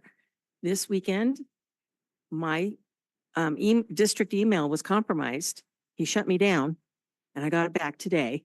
But they notified me when I was out of state and I had no idea. Wasn't even using the technology at all. I wasn't even doing it. Too. So I mean, like, I wasn't even using it. So I don't know how, doesn't matter. Anyway, you were very efficient. And then when I was getting that reset up, the help desk is amazing. They are amazing people and they're so sweet and patient and they are innovative as in problem solving. They gave me different ideas of things that I could do or even, hey, why don't we change your password to this idea or, so that it would be something that would be less apparently easy to get into. And I don't reuse that thing. Anyway, I just want to tell you from personal experience that I am so pleased with the quality of work that your people have been doing. And even as a teacher, they were spread a little thin, but the techs did such a nice job. And if it was critical, like when my projector went down, they were there within an hour because, that's critical. yeah. You're going, but I can't. I can teach on a blackboard, I promise, but not everybody has that ability, especially when we've gone so heavily technology. It really is very, very difficult to do the kinds of programs that we have set up without having that support system that your department provides. So thank you so much. Just wanted to compliment you and tell them that anyway, I just so appreciate the way that I've had interaction with them and how helpful they are. And they protect me even when I didn't know I needed it. I mean, I just, Sunday afternoon, by the way, you're shut down because, anyway, it was just nice to know that you're watching my back even when I didn't know I needed to. So thank you. Thank you. I'll echo. We've got an amazing team, from the team that is here every Tuesday supporting to the other 70 employees that participate. We do have an amazing team. I'm grateful to be part of it. Okay, thank you, Scott. I really appreciate this, and it's been a really great update, and I think a much needed one. And I want to thank Andrew for asking for this on the agenda, because I think we've had a really great discussion. And I just want to summarize what I think the board asked for, and that is, I think we want more information about that .gov piece. And then also, the superintendent did say that the administration would bring back some kind of proposal. So we will be looking forward to that. So thank you so much for being here. Thank you. Thank you. Okay, then board, are you okay if we move up the Student Advisory Council so these students can probably go home and do homework? No, I don't think they're going to bed. No, I don't think that, but they probably want to get home and maybe eat some food and do some homework. So if we're okay with that, we'll move up item D. So Student Advisory Council update, and Dr. McKay Robinson, Assistant Superintendent, will lead us in that discussion. First of all, thank you so much, President Schill, for bumping this up. I know Parker and Sophia will probably appreciate that greatly. I apologize to Leon for us bumping him down a little bit, but as Mont always expressed every time we had students up here, and several of you echoed that when the students speak, we listen, and so I appreciate the opportunity to hear from two of our great students that have been involved in this Student Advisory Council. Before I turn some time over to them, just wanted to quickly give a summary as to what the Student Advisory Council is all about, what it entails for those that may not be fully familiar with it.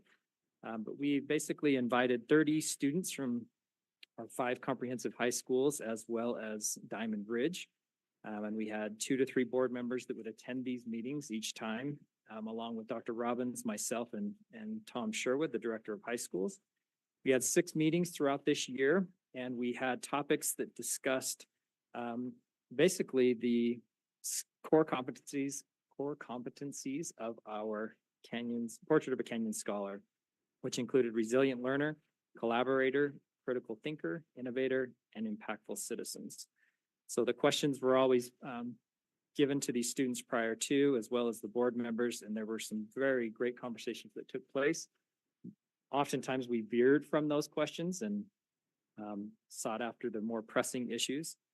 Some of the quick little takeaways and quotes that I jotted down in all my notes.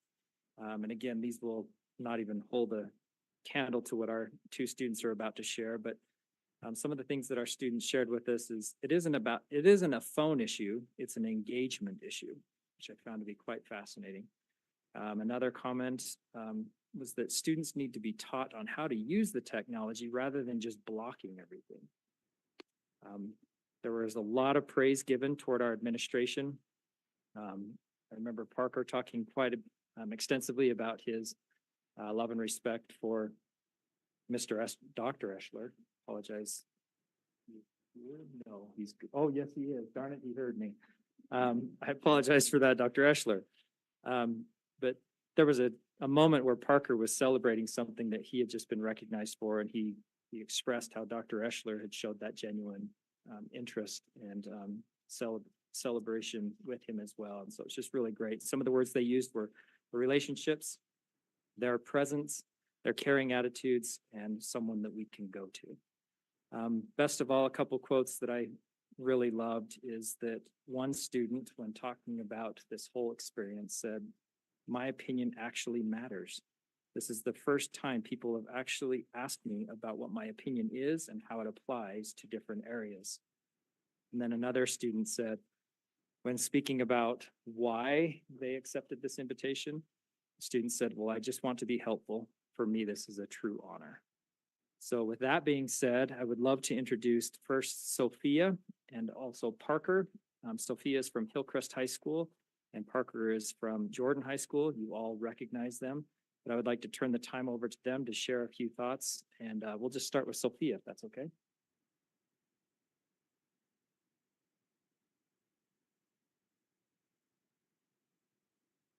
Hello, my name is Sophia Moon from Hillcrest High School, and it's a great opportunity to be speaking to all of you.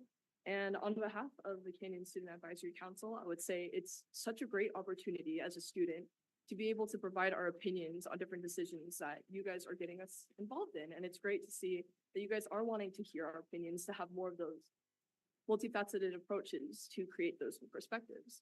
And with Canyon Student Advisory, it was able to really engage us in the different situations that you were all in to describe more of our student experiences to make decisions.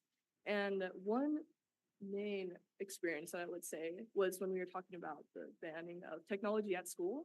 And I think that was one of the most pivotal points in my experience in Canyon Student Advisory Council, because it was able for me to provide my opinion from Hillcrest, which is a school that is deeply integrated in technology, where a lot of clubs and advisors and teachers are all using technology, whether it be their phones or social media. It's just one of the ways that we function. And for me to be able to state those opinions and give that knowledge that I have from being part of a lot of those clubs and a lot of those organizations, and for you guys to actually integrate that back and say that my opinion is actually going to be considered, I just greatly respect that connection that I have with the district.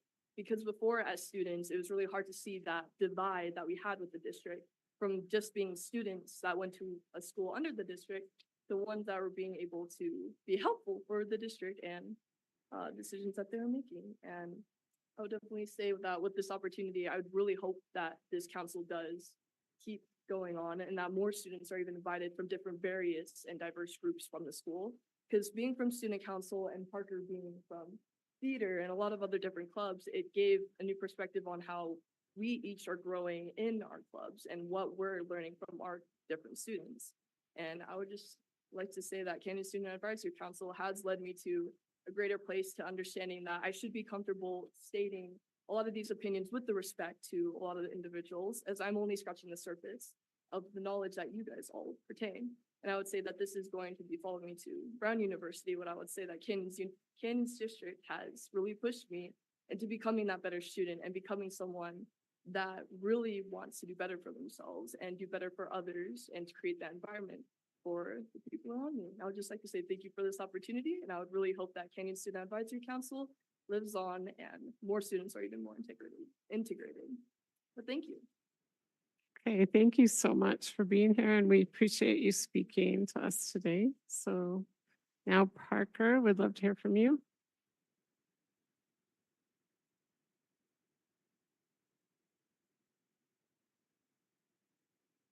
I'm gonna try and keep this brief. It's 17 minutes past my bedtime, so taps would have already played at my house. So I'll just start with a brief introduction. I'm Parker Bettinson. I'm the drama president at Jordan High School. I served on choir council. I'm in the National Guard. Unfortunately, Mr. Edel, the Army got me first. I am on the Sandy Youth Council with the city. I'm an Eagle Scout. I leave for AIT, Advanced Individual Training with the National Guard in June. So where I'll be going to Oklahoma, and then I'm heading to the U as a business major. And then afterwards, I intend to serve a full-time mission with the Church of Jesus Christ and finish my contract with the Guard. So it looks like I have a pretty bright future. I'd hope so. And I'd just like to say that Canyon School District it's you guys who have facilitated much of this success. However bright my future may be, it is because of the educators in my life who lit the way. I'd like to say a huge thank you to Dr. E. He is lovingly known in the theater department as Big E, or just the E. We love him. He's been the most supportive administrator we've ever had. I remember that, there was a rumor going around the department last year, like, hey, Dr. Eschler might be at the Halloween drama social. We have a costume party every year and a costume contest. And we're like, hey, he might be there. And we're like, this is fantastic. And then he actually did show up and he was dressed up as Gandalf.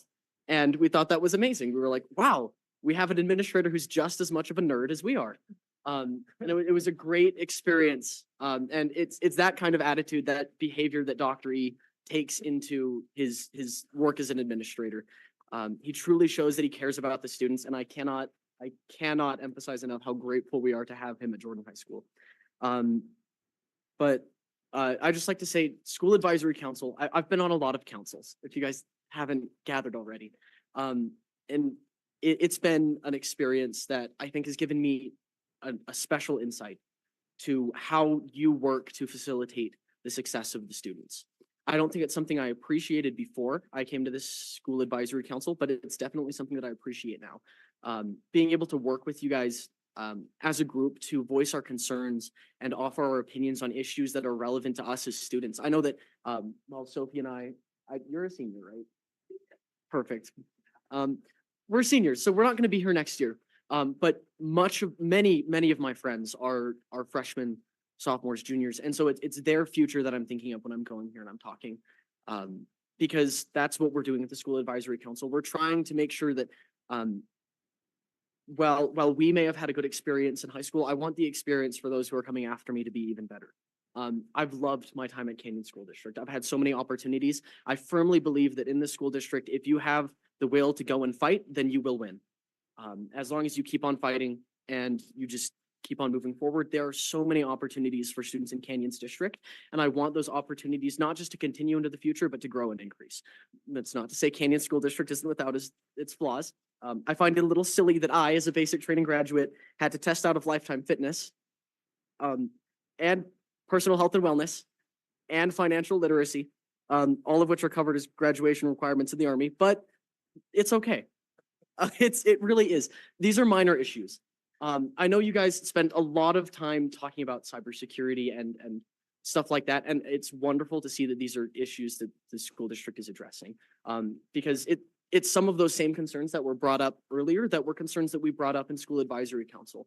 And so being able to see that what we're talking about as students isn't just being listened to, but it's also being addressed, and steps are taken to make improvement on the feedback we've given really proves just how dedicated you are to seeing that your students have the best experience possible. I'd like to say thank you just for listening. It's really easy as a young person to feel like the adults in your life don't care, that they aren't invested in your future. And I don't think that's the case here in Canyon School District. It's very obvious, especially from the work I've done with the School Advisory Council, that you guys do care.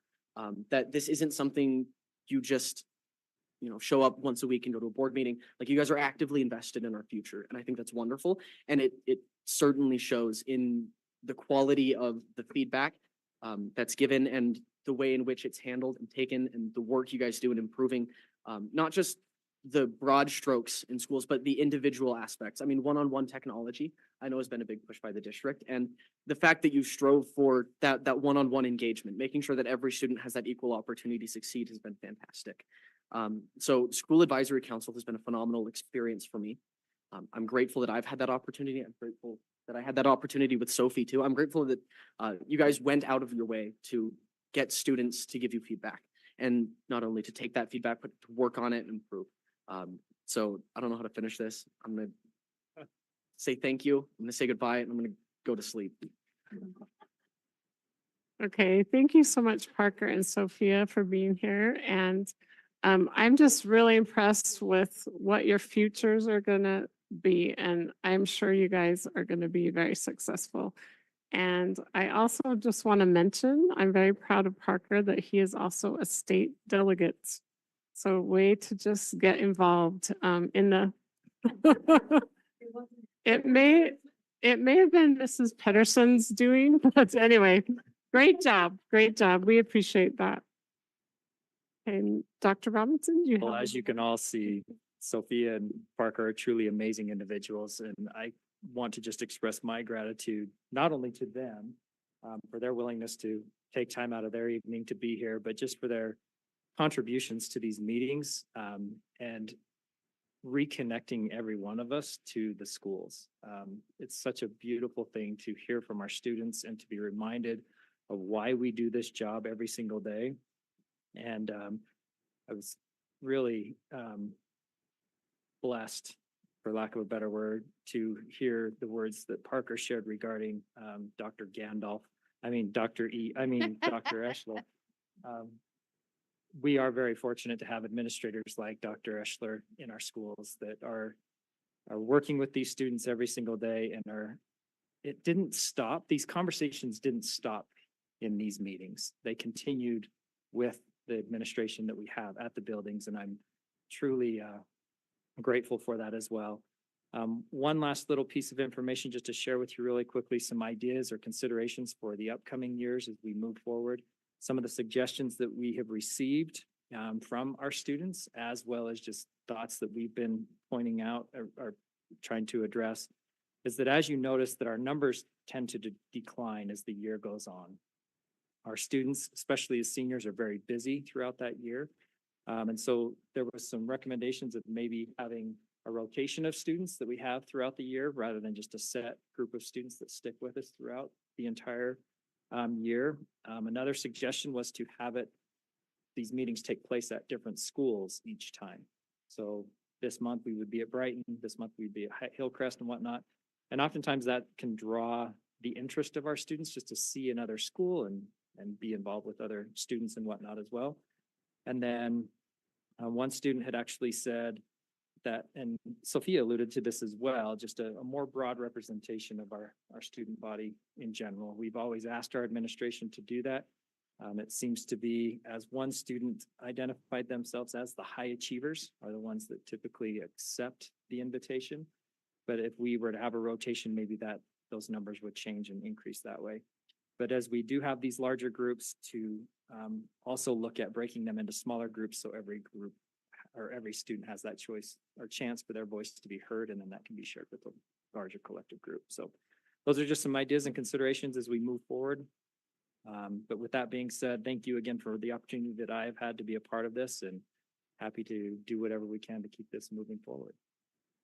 Hey, thank you, Dr. Robinson. I really appreciate you leading us out on this, and thank you for those suggestions. And I am sure that we will be following up with those next year. So thank you.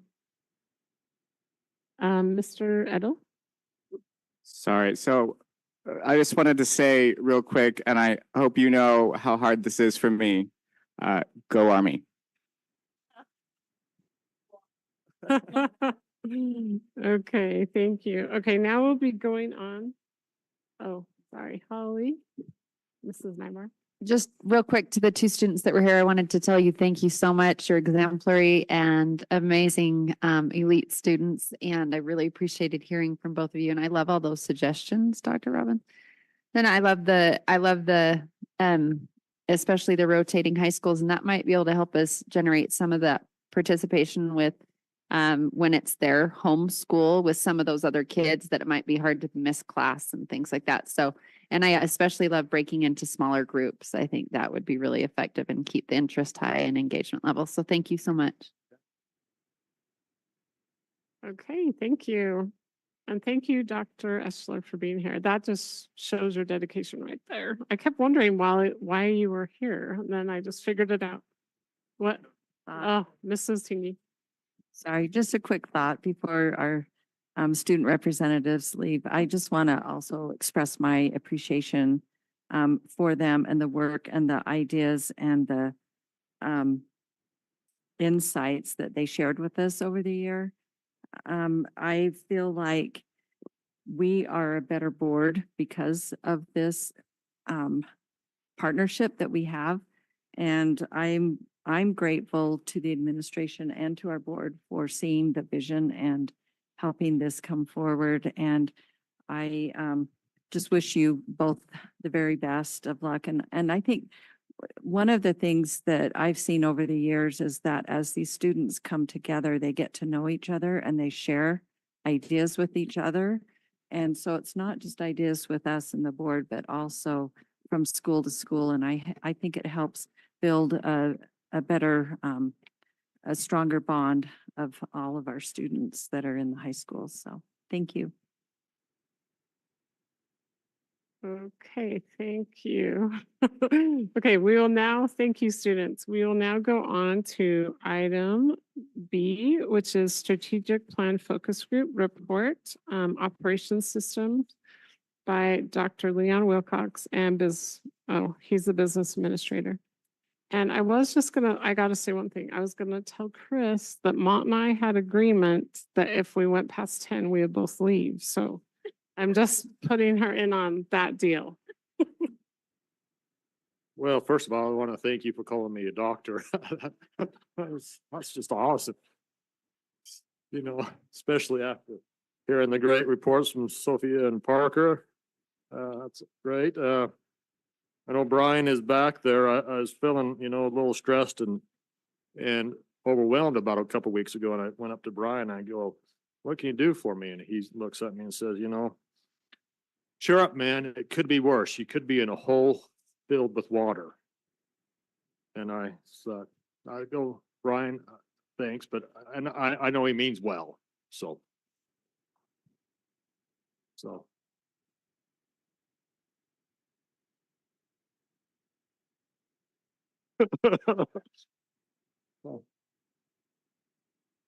Uh,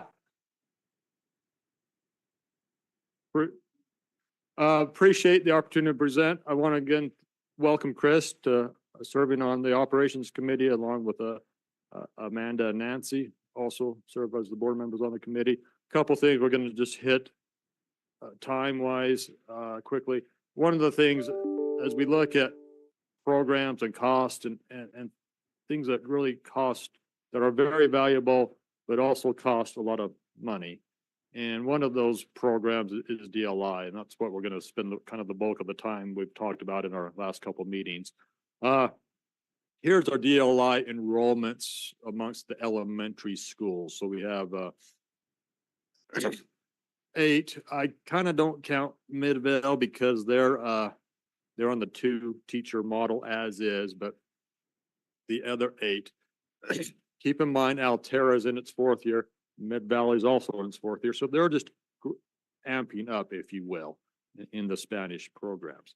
But you can see the other ones. I want to mainly point out the 2 languages that we struggle in enrollment there, and that's our French and Chinese. You can see the enrollments there. The ones that I've just highlighted, ideally, we want 56 kids in a cohort, if you will. Red class, blue class is what as a DLI dad, I recall 28 in each course, in each class, so 56 total. So you can see in the brown, those that are well under, I put under 45. I did not include Mid Valley and Altera. Just, I could, there's all kinds of reasons. We won't get into that here, why they could be dropping. One of the reasons is just our elementary schools are getting smaller and that I think is contributing. But just something to concern there. If those schools, so with that decrease, you can see there the FTE that I calculated that we're subsidizing into this program. Again, I didn't include Mid-Valley because they're already in that different model that the board approved. I did not include Mid-Valley and Altera because they're just building up. But those other schools, it's about almost 8 FTEs we are supplementing. Again, most are at the French and Chinese program schools there. So just something that, again, to look at. Our lottery, I know Amber and her team are still trying to fill out this, but you can see the lottery where we're ending up. Kindergartners going into 1st grade next year. Our Spanish is full. You can see we have long wait list at all 4 schools. Butler always does well in the French. Old Carlos has rebounded last year. They only had 38 1st graders come in. This year they're up to 51 who have really intended to attend. Sometimes we do have some dropout over the summer. You can see our Chinese Draper at 54, Lone Peak 45, big concern at Ridgecrest now 37 right now. So, those are going to be FTE subsidies that will last for a few years going forward. Here's our DLI enrollments at the middle schools. Lots of data there. Won't go over that, but if you look at the very bottom line, we're down close to 60 F students in the middle schools. Now, part of that is because, you know, some of our schools have dropped in enrollment. That's, I think, a big factor. I would look at Draper Park, you know, accounts for about half of that. Midville, maybe there's other factors in Midville. They also are down by 20. I don't know about that as well, but just in the middle schools. And you can see down around 40 in the last couple of years at the high schools as well. Our pass rates, some of the pass rates I put on board docs. This is the AP test for last year's results. On board docs, you have the previous two. Let's just hit Spanish. We have a lot of kids take the test. Those who got a 3 or better, you know, we had 32%. Or 32% of our takers get it. We have 53 who passed.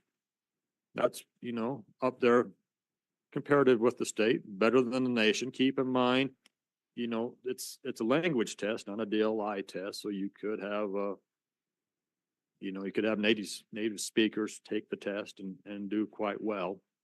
But you can see how we did on those. French, kind of the same results, you know, as a French dad who's hopefully his son takes the AP test a year from now. I was interested in, you know, we have pretty good pass rates there. Chinese, we're actually way above. If you look at our district results, 38% just on the score 3 to 16 globally. So very impressive with that, and well above the state average there. So good things are happening, but it's also an expensive program. So here's some of the things that does the committee. We said we'd look. I know we've had various task force over the years on DLI. We thought as a committee, we would take this on and look at some recommendations that we'd like to bring back to the full board. I don't know what those would be. Could be possible expansion of the Spanish program. Again, that is full. The possible contraction of the Chinese and French programs.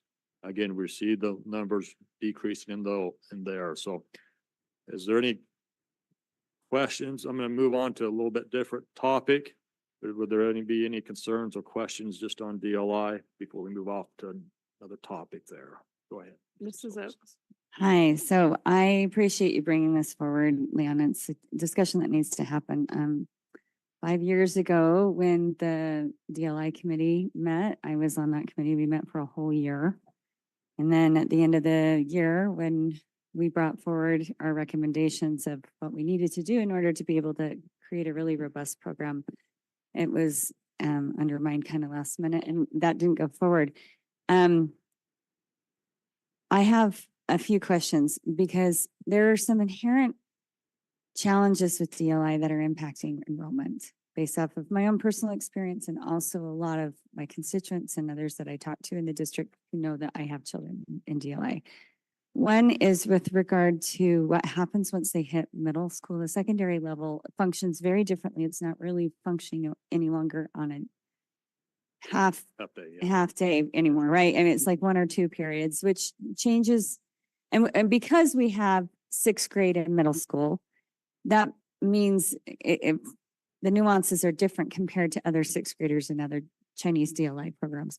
So one of the biggest problems as I see it is a quality control issue that has emerged in part because we haven't figured out, unless something has developed in the meantime, and this is a conversation I've had many times with the superintendent and with Steve Diamond about evaluating our teachers in the target languages. I don't know if you can speak to that or if the superintendent can speak to that. I really feel like, there's a lot of discussion about the fact that those teachers have to be evaluated by someone who's qualified to give an IPOP or to evaluate teachers, right? But I have also been approached by members of the state school board who have said there's got to be a way to be able to address this because it is a statewide program. I wonder if you guys could speak to that at all. I would probably refer to Rick or Steve. I mean, an M&M. No, I think Amanda brings up a really good point, and one that we wrestled with. They are our employees, they're certified, they're teachers. So traditionally, they've fallen under that category for C-tests and evaluation. Having said that, there are clearly unique barriers with language and the way that DLI teachers deliver instruction that make them different than everyone else, right? And if I'm a principal and I don't speak that language and I walk in, just not understanding the language alone is going to be a barrier. But to me, the thing that I see, and I don't have the solution for this, and that's probably not just a problem inherent to canyons, but other districts that have DLI teachers. One is not just the language, but the nuances that they bring from their native countries and the way that they might discipline kids, the way that they might communicate with parents. I mean, we've just seen this issue over and over and over. When the fact is that they turn over so often, it's really difficult to build continuity over time. So I agree. I take that responsibility on. We haven't really found the solution to this. And maybe it is, trying to kind of go off the beaten path and work with the state to find a way to evaluate teachers that it's external, that where somebody that has more expertise, not just in the language and the culture, but in pedagogy that's, relative to that program, right? So I don't know. I just made the water muddier, but You're addressing something that any parent who has had children go through the program can relate to very intimately. And they have an extremely difficult time understanding why there's this roadblock there with this. And, again, I know we're not the only district to deal with this. And I know that there are people at the state board that are eager to talk to us about it. And if we need to ask for exceptions, then I think we need to do that. But I don't want to see something as impactful as DLI walk out the door in part because we didn't do our job with regard to the quality of implementation. And part of that is making sure that the teaching is what it needs to be. Can I just add one more thing too? And this was when I very first came on as superintendent, I remember we were having a conversation about DLI right at the beginning of the pandemic. And another, I think, element relative to that question, Amanda, is I don't really even, and I'm just being very open about this, is beyond the AP test, I'm not real clear like what our end game or what our outcome has really been. I mean, when we had that meeting that day, I remember it was almost like different answers from each board member of what our perception was. And so really thinking about, and I think we're in a kind of a golden spot now, thinking about the future with innovation and industry and career in how we better prepare students, right? And so beyond the AP test, what does that matriculation and that curriculum look like building up to college admission, to career, and how does DLI support that so that there's outcomes that are clearly defined, that it gives students motivation? Because I think, to me, just on the surface, once they get to the middle school, it looks like, because that hasn't been clearly defined, other than the AP test, if they're, highly interested and motivated to learn a foreign language, they'll go on. But other than that, they're starting to be pulled different directions with electives and other things that they choose to do. So it puts it in a real competitive environment, and then enrollment decreases and it kind of just falls off. So I think if we maybe in one of our focus areas and groups. One of our board subcommittees is that we really look at identifying how does DLI really fit with our strategic vision in defining clear outcomes under Portrait of a Scholar or under our strategic plan. And then we really lay the resources to it or figure out a way to support it. Because I think there is an opportunity there to do it. And now's probably the time. So those are some thoughts. Let me address, we have brought in people from the state to look at individuals who are teaching to provide us additional information. Regarding the evaluation process, one of the things that we've been trying to do for several years is include technology in translation. We've worked with trying to do an outside translator who's outside the classroom with videoing. That has not been successful. But as the translation with technology has significantly improved, that's one of the things that we're working on, where a teacher can wear a device and the evaluator can wear an earpiece and hear what the teacher is saying. So that's something that we're working on, and that's just not DLI. That's an issue in all world language classes that it needs to be addressed. So that is something that we're working on. Technology, I believe, is starting to catch up. But there are times where it is difficult. And when we're looking at one of the most difficult languages would be Chinese with the translation. And so we are looking at those things. The goal is it's to be able to help improve pedagogy. And we have state specialists here in our district who also help with that. And we have used other folks from the state to come in. Can I speak to that a little bit? So this is kind of what Andrew's sentiment was earlier. I don't mean to be harsh, but the conversation about translation technology we've had for about 5 years. And I feel like that keeps being said, but I have not seen the outcome of that. And I really would like for us to have a more robust conversation with USBE about what our options are in terms of using humans in the classroom. I mean, in the case of the Chinese situation, I know we had somebody from the state office who was also one of our former teachers and was partially employed by us, but for whatever reason, her evaluations didn't make a meaningful difference in being able to move forward on certain things. And so I just feel like we've come up against wall after wall after wall, and every year it's another batch of kids that can be very negatively impacted. And it's not just at one school. I hear about this from multiple schools, right? So I know that Rick and I have talked about meeting with Stacy Lyons at the state office, who's over Chinese, and having a more robust conversation with her about this. One of the fundamental problems with the way that the immersion program has been designed is not our fault. There are some issues associated with, for instance, the social studies, like the subjects themselves of what is required in middle school does not make sense with where their vocabulary is at the time. And that becomes extraordinarily frustrating to these kids. They are not ready in 6th grade to start talking about Mesopotamia and the Renaissance in Chinese or Spanish or French for that matter.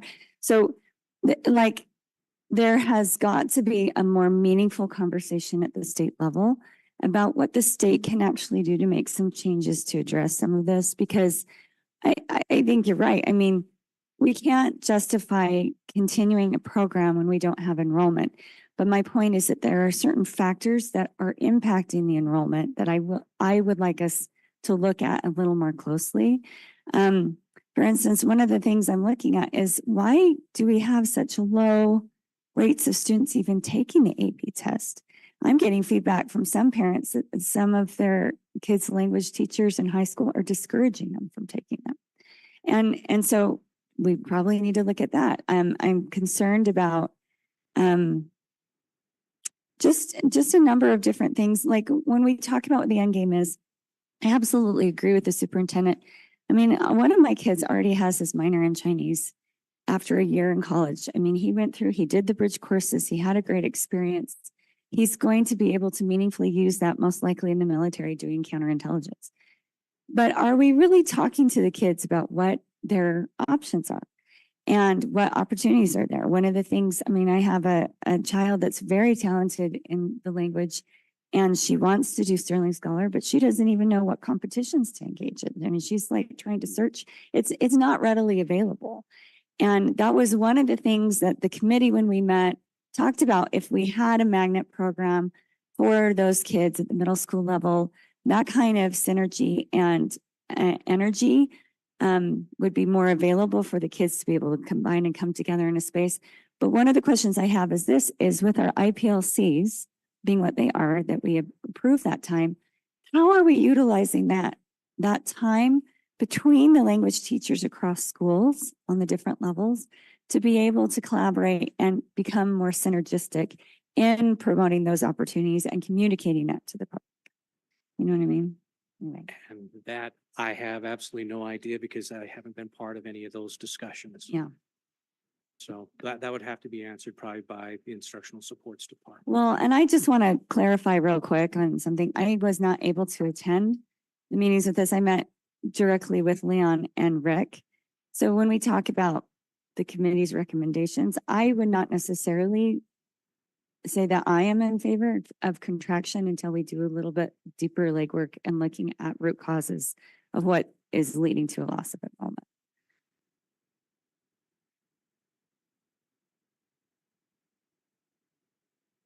Thank you. Mrs. Tingy?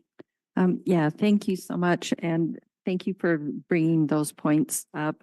I think our main recommendation that has come out of our committee is that we look deeper into the DLI program. And so I think you've raised some things that could be definitely looked at if the board is okay with our committee diving a little bit deeper into this issue. Yeah, that's the main gist of it here. Okay, is any board member opposed to them diving deeper into this issue? Mrs. Nybar? I just have something to add as far as diving deeper into the issue. We had some numbers there with FTE, but we don't actually have any dollar amounts. Correct? In the data that you gave to us, I didn't see any dollar amounts. Is that the main question or? Well, yeah, as far as information back, I think it's important when we're looking at all of these things and we're talking about innovation centers and all of these other ways and we're in budget contractions. I think it's important to really look at the value, the dollar cost associated. I know attracting the teachers from the different countries, and I know that there's setup that's included. With housing and things like that. And I think it'd be important if we're going to do a deep dive to also look at really what is the actual dollars spent and per student, because with the enrollment issue, because there's a lot of spending that we probably need to go over too. If we're gonna spend our time and resources looking at how effective and how to be more effective, we probably need to be really cognizant of the actual spending. Yeah, sure. Roughly 100 to 105 loaded. That include salary and benefits for a teacher. So you could take that number, times it by 100,000, you'd be pretty close to what we're costing there. That's at the elementary level. I think we calculated we're 3-4 FTE at the middle and high school level that we're supplementing with the program. Yeah. And that's the dollar amount for the FTE, but not necessarily the other accommodations, right? Or are you saying that's all in with like the apartment and everything? No, that would include the apartment. Okay. Those are not that much because they're just a couple weeks in the apartment. So 98% of it, the cost is in the FTE. Yeah. Okay. Thanks. We'll just move on.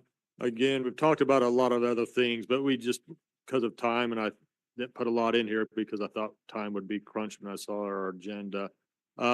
Always the big thing is teacher recruitment. Big thanks to Steve and Kelly and Lori for all their work on recruiting our teachers. You can see where we're at with open positions. We're actually really good this time of year in April, having 37 open positions. So that's pretty good. He has mentioned that all our math positions are full. That's somewhat unusual. So very good there. ESPs, we're actually doing very good on the ESPs. The two in red that are concerning to me would be still our paras, our para pros, working with our special education students. Again, if there's a concern, it would be with those groups there.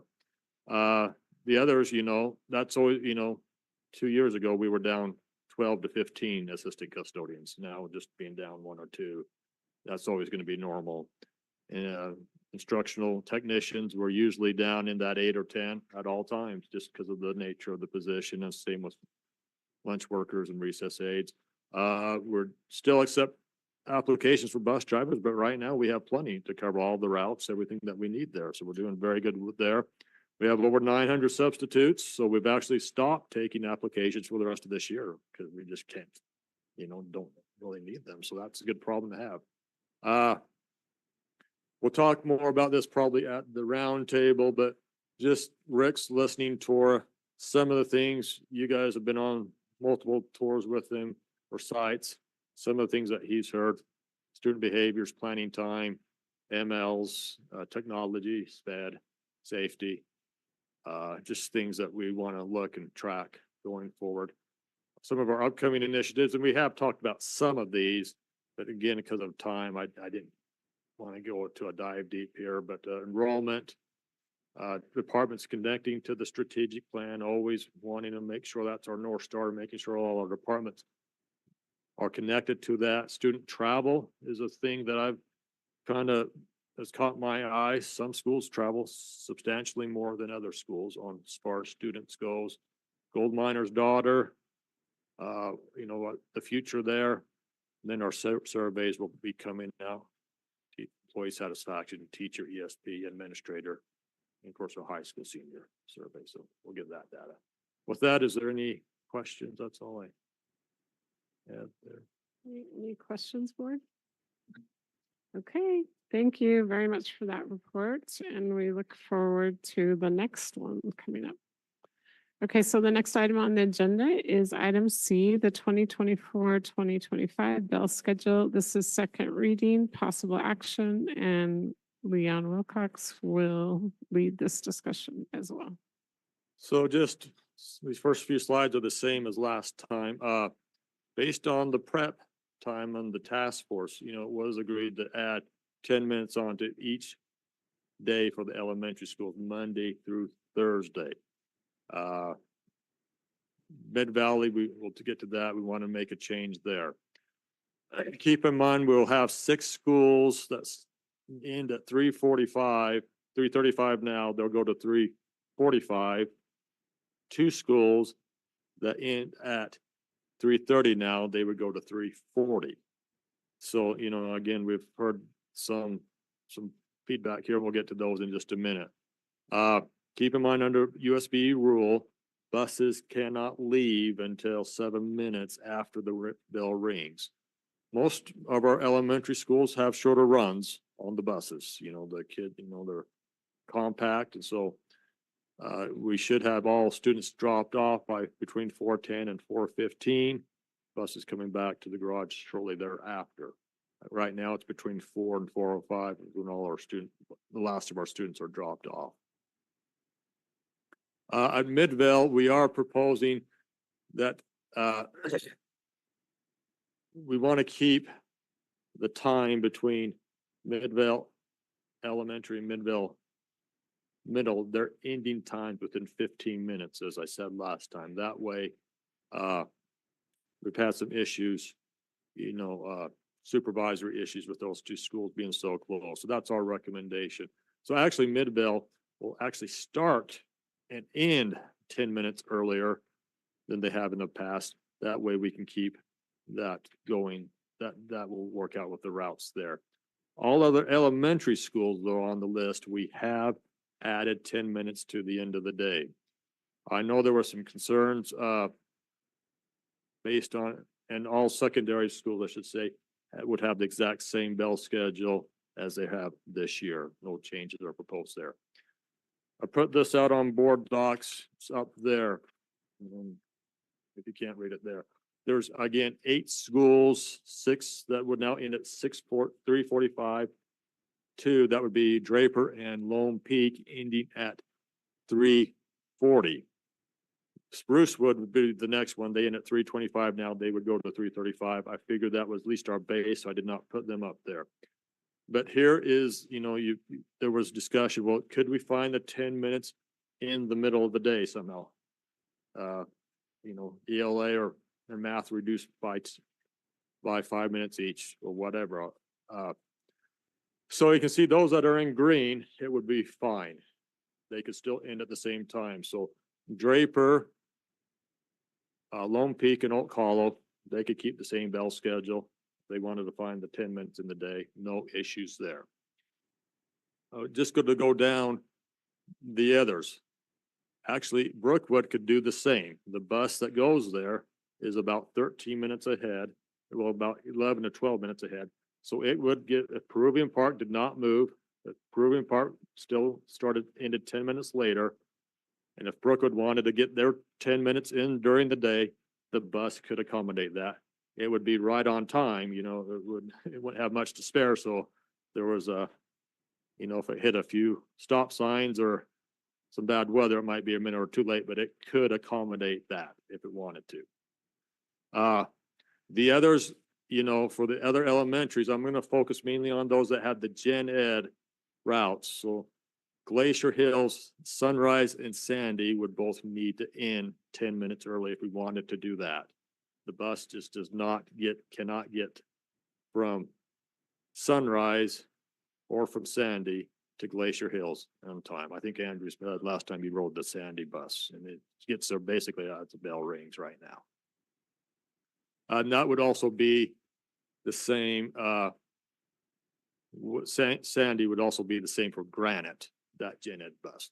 Now the special eds are different because those routes change so much during the year based on the students and the IEPs and the placement. So we probably could go ahead and not, work around the special ed because it's hard to know where the students will be. Those routes change every year. But if you wanted to keep those, so no school ended at 3:35, after 3:35, we could do that.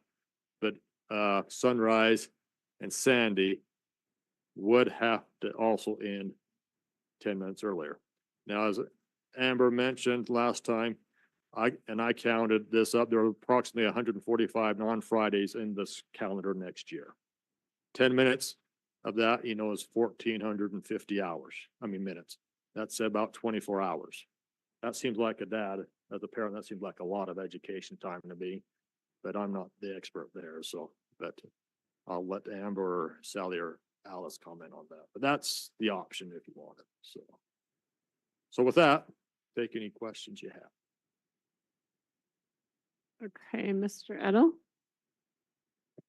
So could we have Sally or Amber comment on that?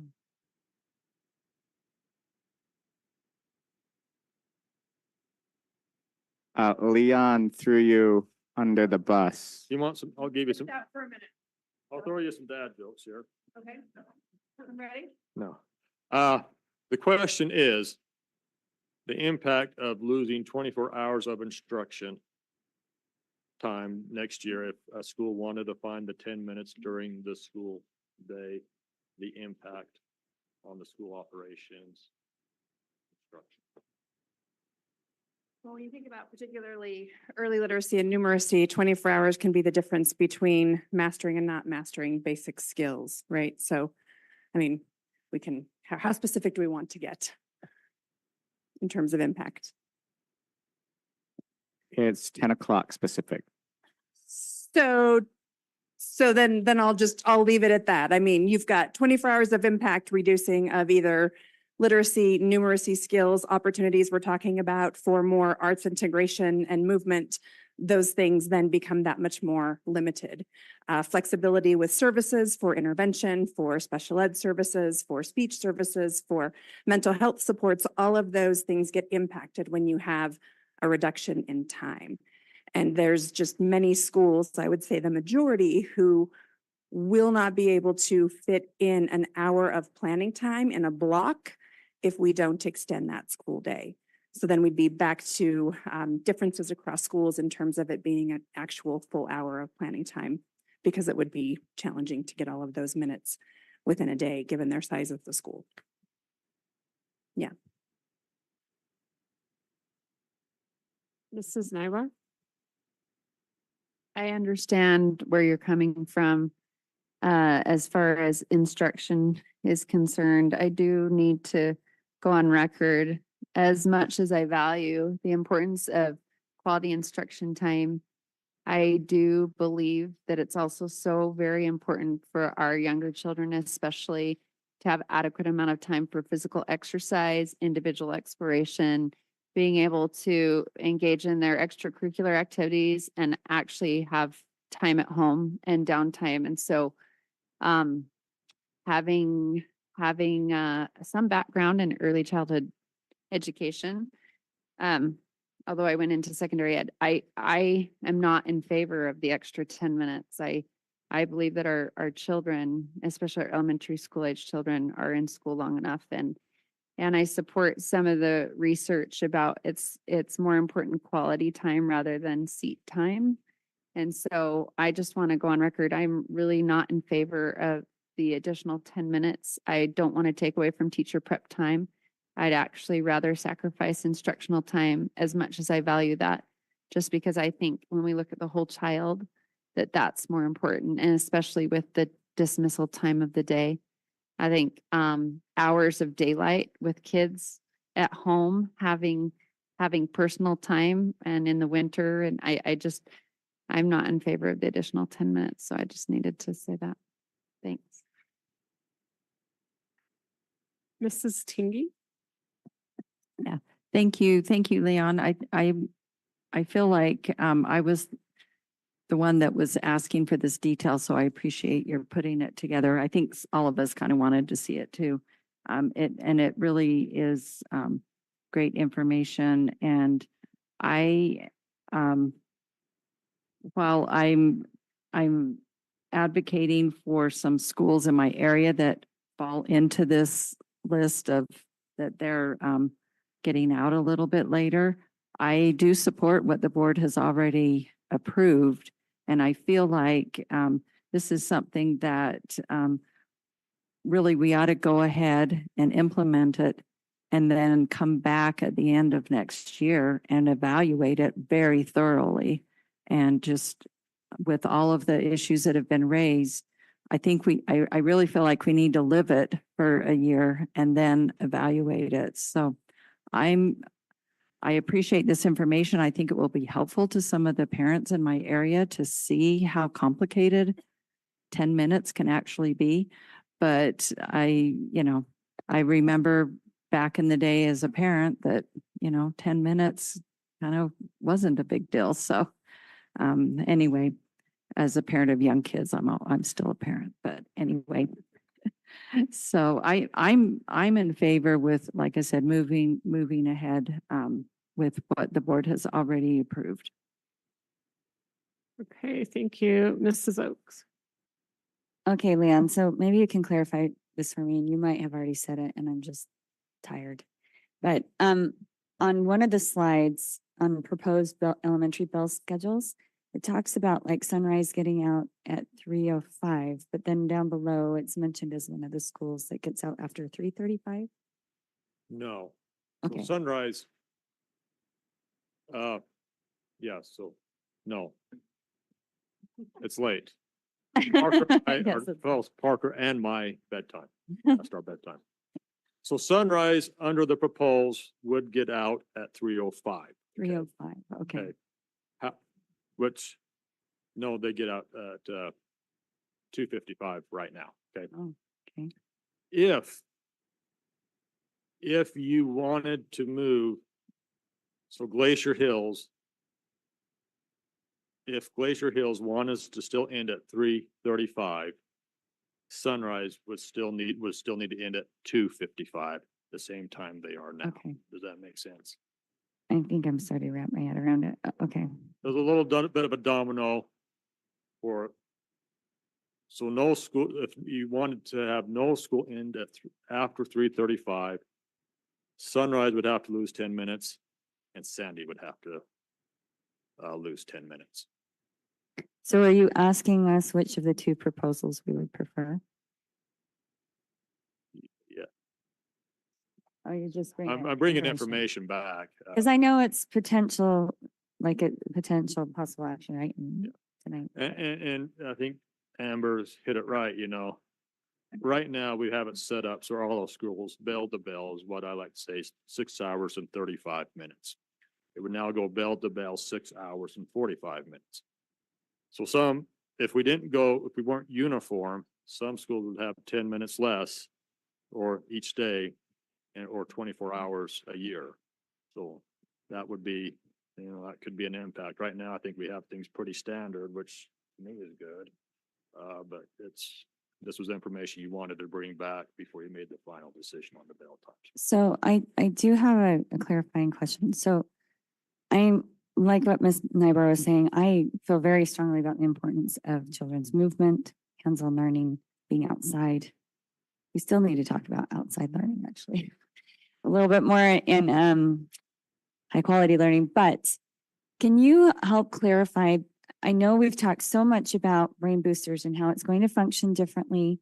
How much additional recess time or movement during the school day will the children receive under this current configuration?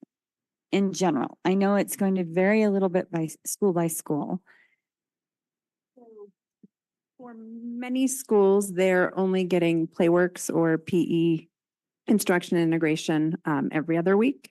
So this will obviously bring that to every week for a concentrated 45 minutes in addition to their recess and their other movement.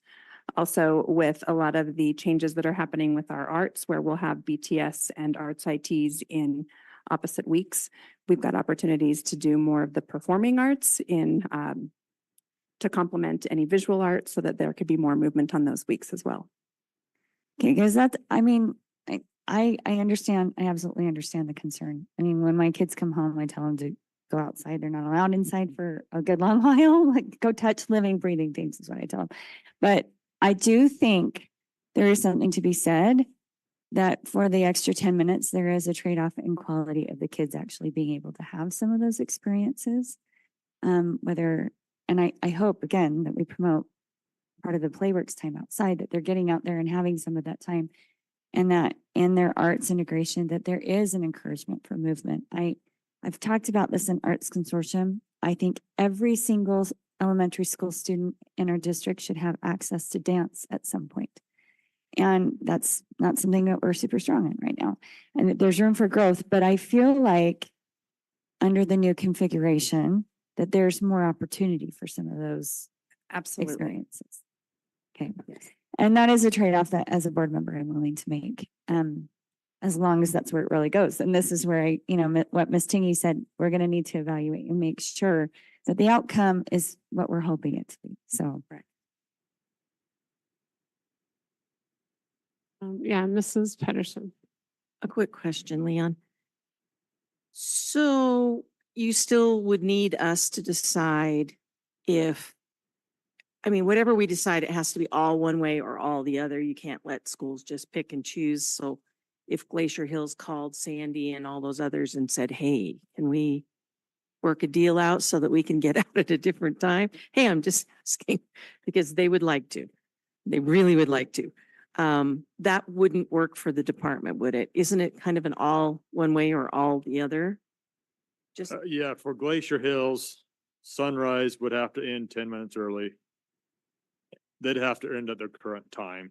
For Glacier Hills wants to get out at 3:35. what if they made a deal with Sandy Elementary and Sunrise? I'm just saying, is that going to drive you crazy or No, well, or do you want the schools to already- sit and negotiate that? Because Crazy's I know already Glacier passed Hills by, is so. very, But already I there, think you'd okay. want, I think you'd want consistency. I would say that too, but I'm asking because they would ask me. Yeah. So The I only want thing to, what we'd have to be adamant about is a couple things. One is if Sunrise and Sandy did not want to move, and Glacier was adamant at ending at 3:35, that, this teacher, we did all this for teacher prep time. right. And we did it to accommodate an early out. the people who should not be stuck in the middle are good men and women who drive our buses. Right. And that should, so they should not bear any brunt if they can't get there in time to pick the kids up. So to me, the bus would be late 10 minutes every day. If Sandy and Sunrise did not move, the bus would be late 10 minutes every day. So to me, they have to move with them, but. Well, that doesn't, okay, but you're saying Yeah. we'd have to have everybody choose to do that Yeah. to make it fair Yeah. to the drivers or Yeah. logistic wise understandable, or we all do the 10 minutes. Because if everyone could pick and choose, you would have a wide variety of, or at least two times. You'd have the yeah. ones that want it and ones that don't. And keep in mind, I've only shown these 8 I who know. get out late. You have all these in the middle who will end at 3:35 or sooner, Right. who could be impacted too. And what they do. Exactly. It's a domino effect. Yeah, so. But I just had to ask because I have been heavily solicited by by Glacier Hills Yeah. to see if there's a way that they can get out, not have to do the 10 minutes at the end. And their reasoning is that a couple of their teachers are piano teachers and they have to go and teach at 4 o'clock, and you know what I mean? Those things are personal things that they'll just have to work out. It won't change the teacher contract though. No, it won't. It won't. But I'm just saying kids getting into the 4 o'clock activities would make it more difficult. But again, that's kind of a personal issue. You know what I mean? Something that they're going to have to deal with individually. We can't take that into consideration. It for should be everyone. noted, this is our proposal right here. This Is is right. everybody going back 10 Right. minutes, except for the adjustment of Midvale. Right. Everybody else. Okay, can go back just to the- clarify. Okay, we wanted sounds to- good. The was request we bring some information on some other schools, but yeah, Thanks, Leon. we could bring Okay. back more information if you want, but whatever. Oh, I don't know. Okay, Mrs. me. Dingy? Thank you. I'd like to make a motion. I move that the board approve the proposed bell schedules for the elementary and the secondary schools as presented on board docs. And can I speak to that motion? Oh, I guess we need a second first. Yeah. Okay, yeah. Is there a second to the motion? I'll second that. Okay, we have a motion and a second. Is there discussion? Go ahead. Yeah, so like I said earlier, I really appreciate this information and I feel like and I think I've said this several times before in really complicated issues that we can let perfect get in the way of really good. And I feel like it's safe enough to try at this point. And I feel like if we were to just kind of drag this out anymore, it puts schools at a little bit of a disadvantage in their ability to plan and communicate and to finalize what this new teacher prep schedule is going to look like in their buildings so that their staff and their parents can feel assured of what it's going to look like next year. And so that is why I am making this motion. Okay, thank you. Are there any other comments? Oh, sorry. I already forgot. It's getting too late. Mr. Edel.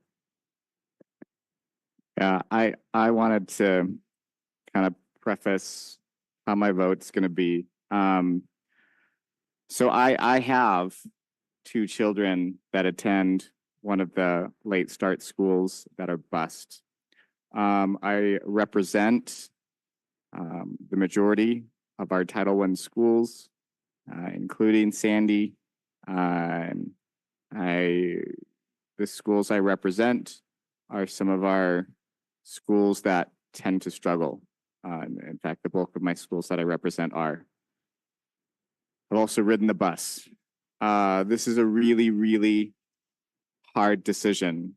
In addition to having multiple students at the school that, at one of the schools that starts latest, we have extracurricular activities. On the flip side, I also have a student, and we'll have multiple students at our earliest starting school. So I get the full spectrum of awful start and end times.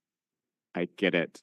I also represent students that need the most amount of help. And I just want to acknowledge that I feel that there is no really good solution to this, and that I agree with Nancy that it would be good to move forward and then to make sure that we take a look to make sure that we're doing what's right. Not what's right, but you know what we're doing is beneficial. But if we don't ever move forward, then we won't be able to make better choices in the future. And it's really late, so I'm sorry that my words are all not awesome. But thank you. Okay, any other comments?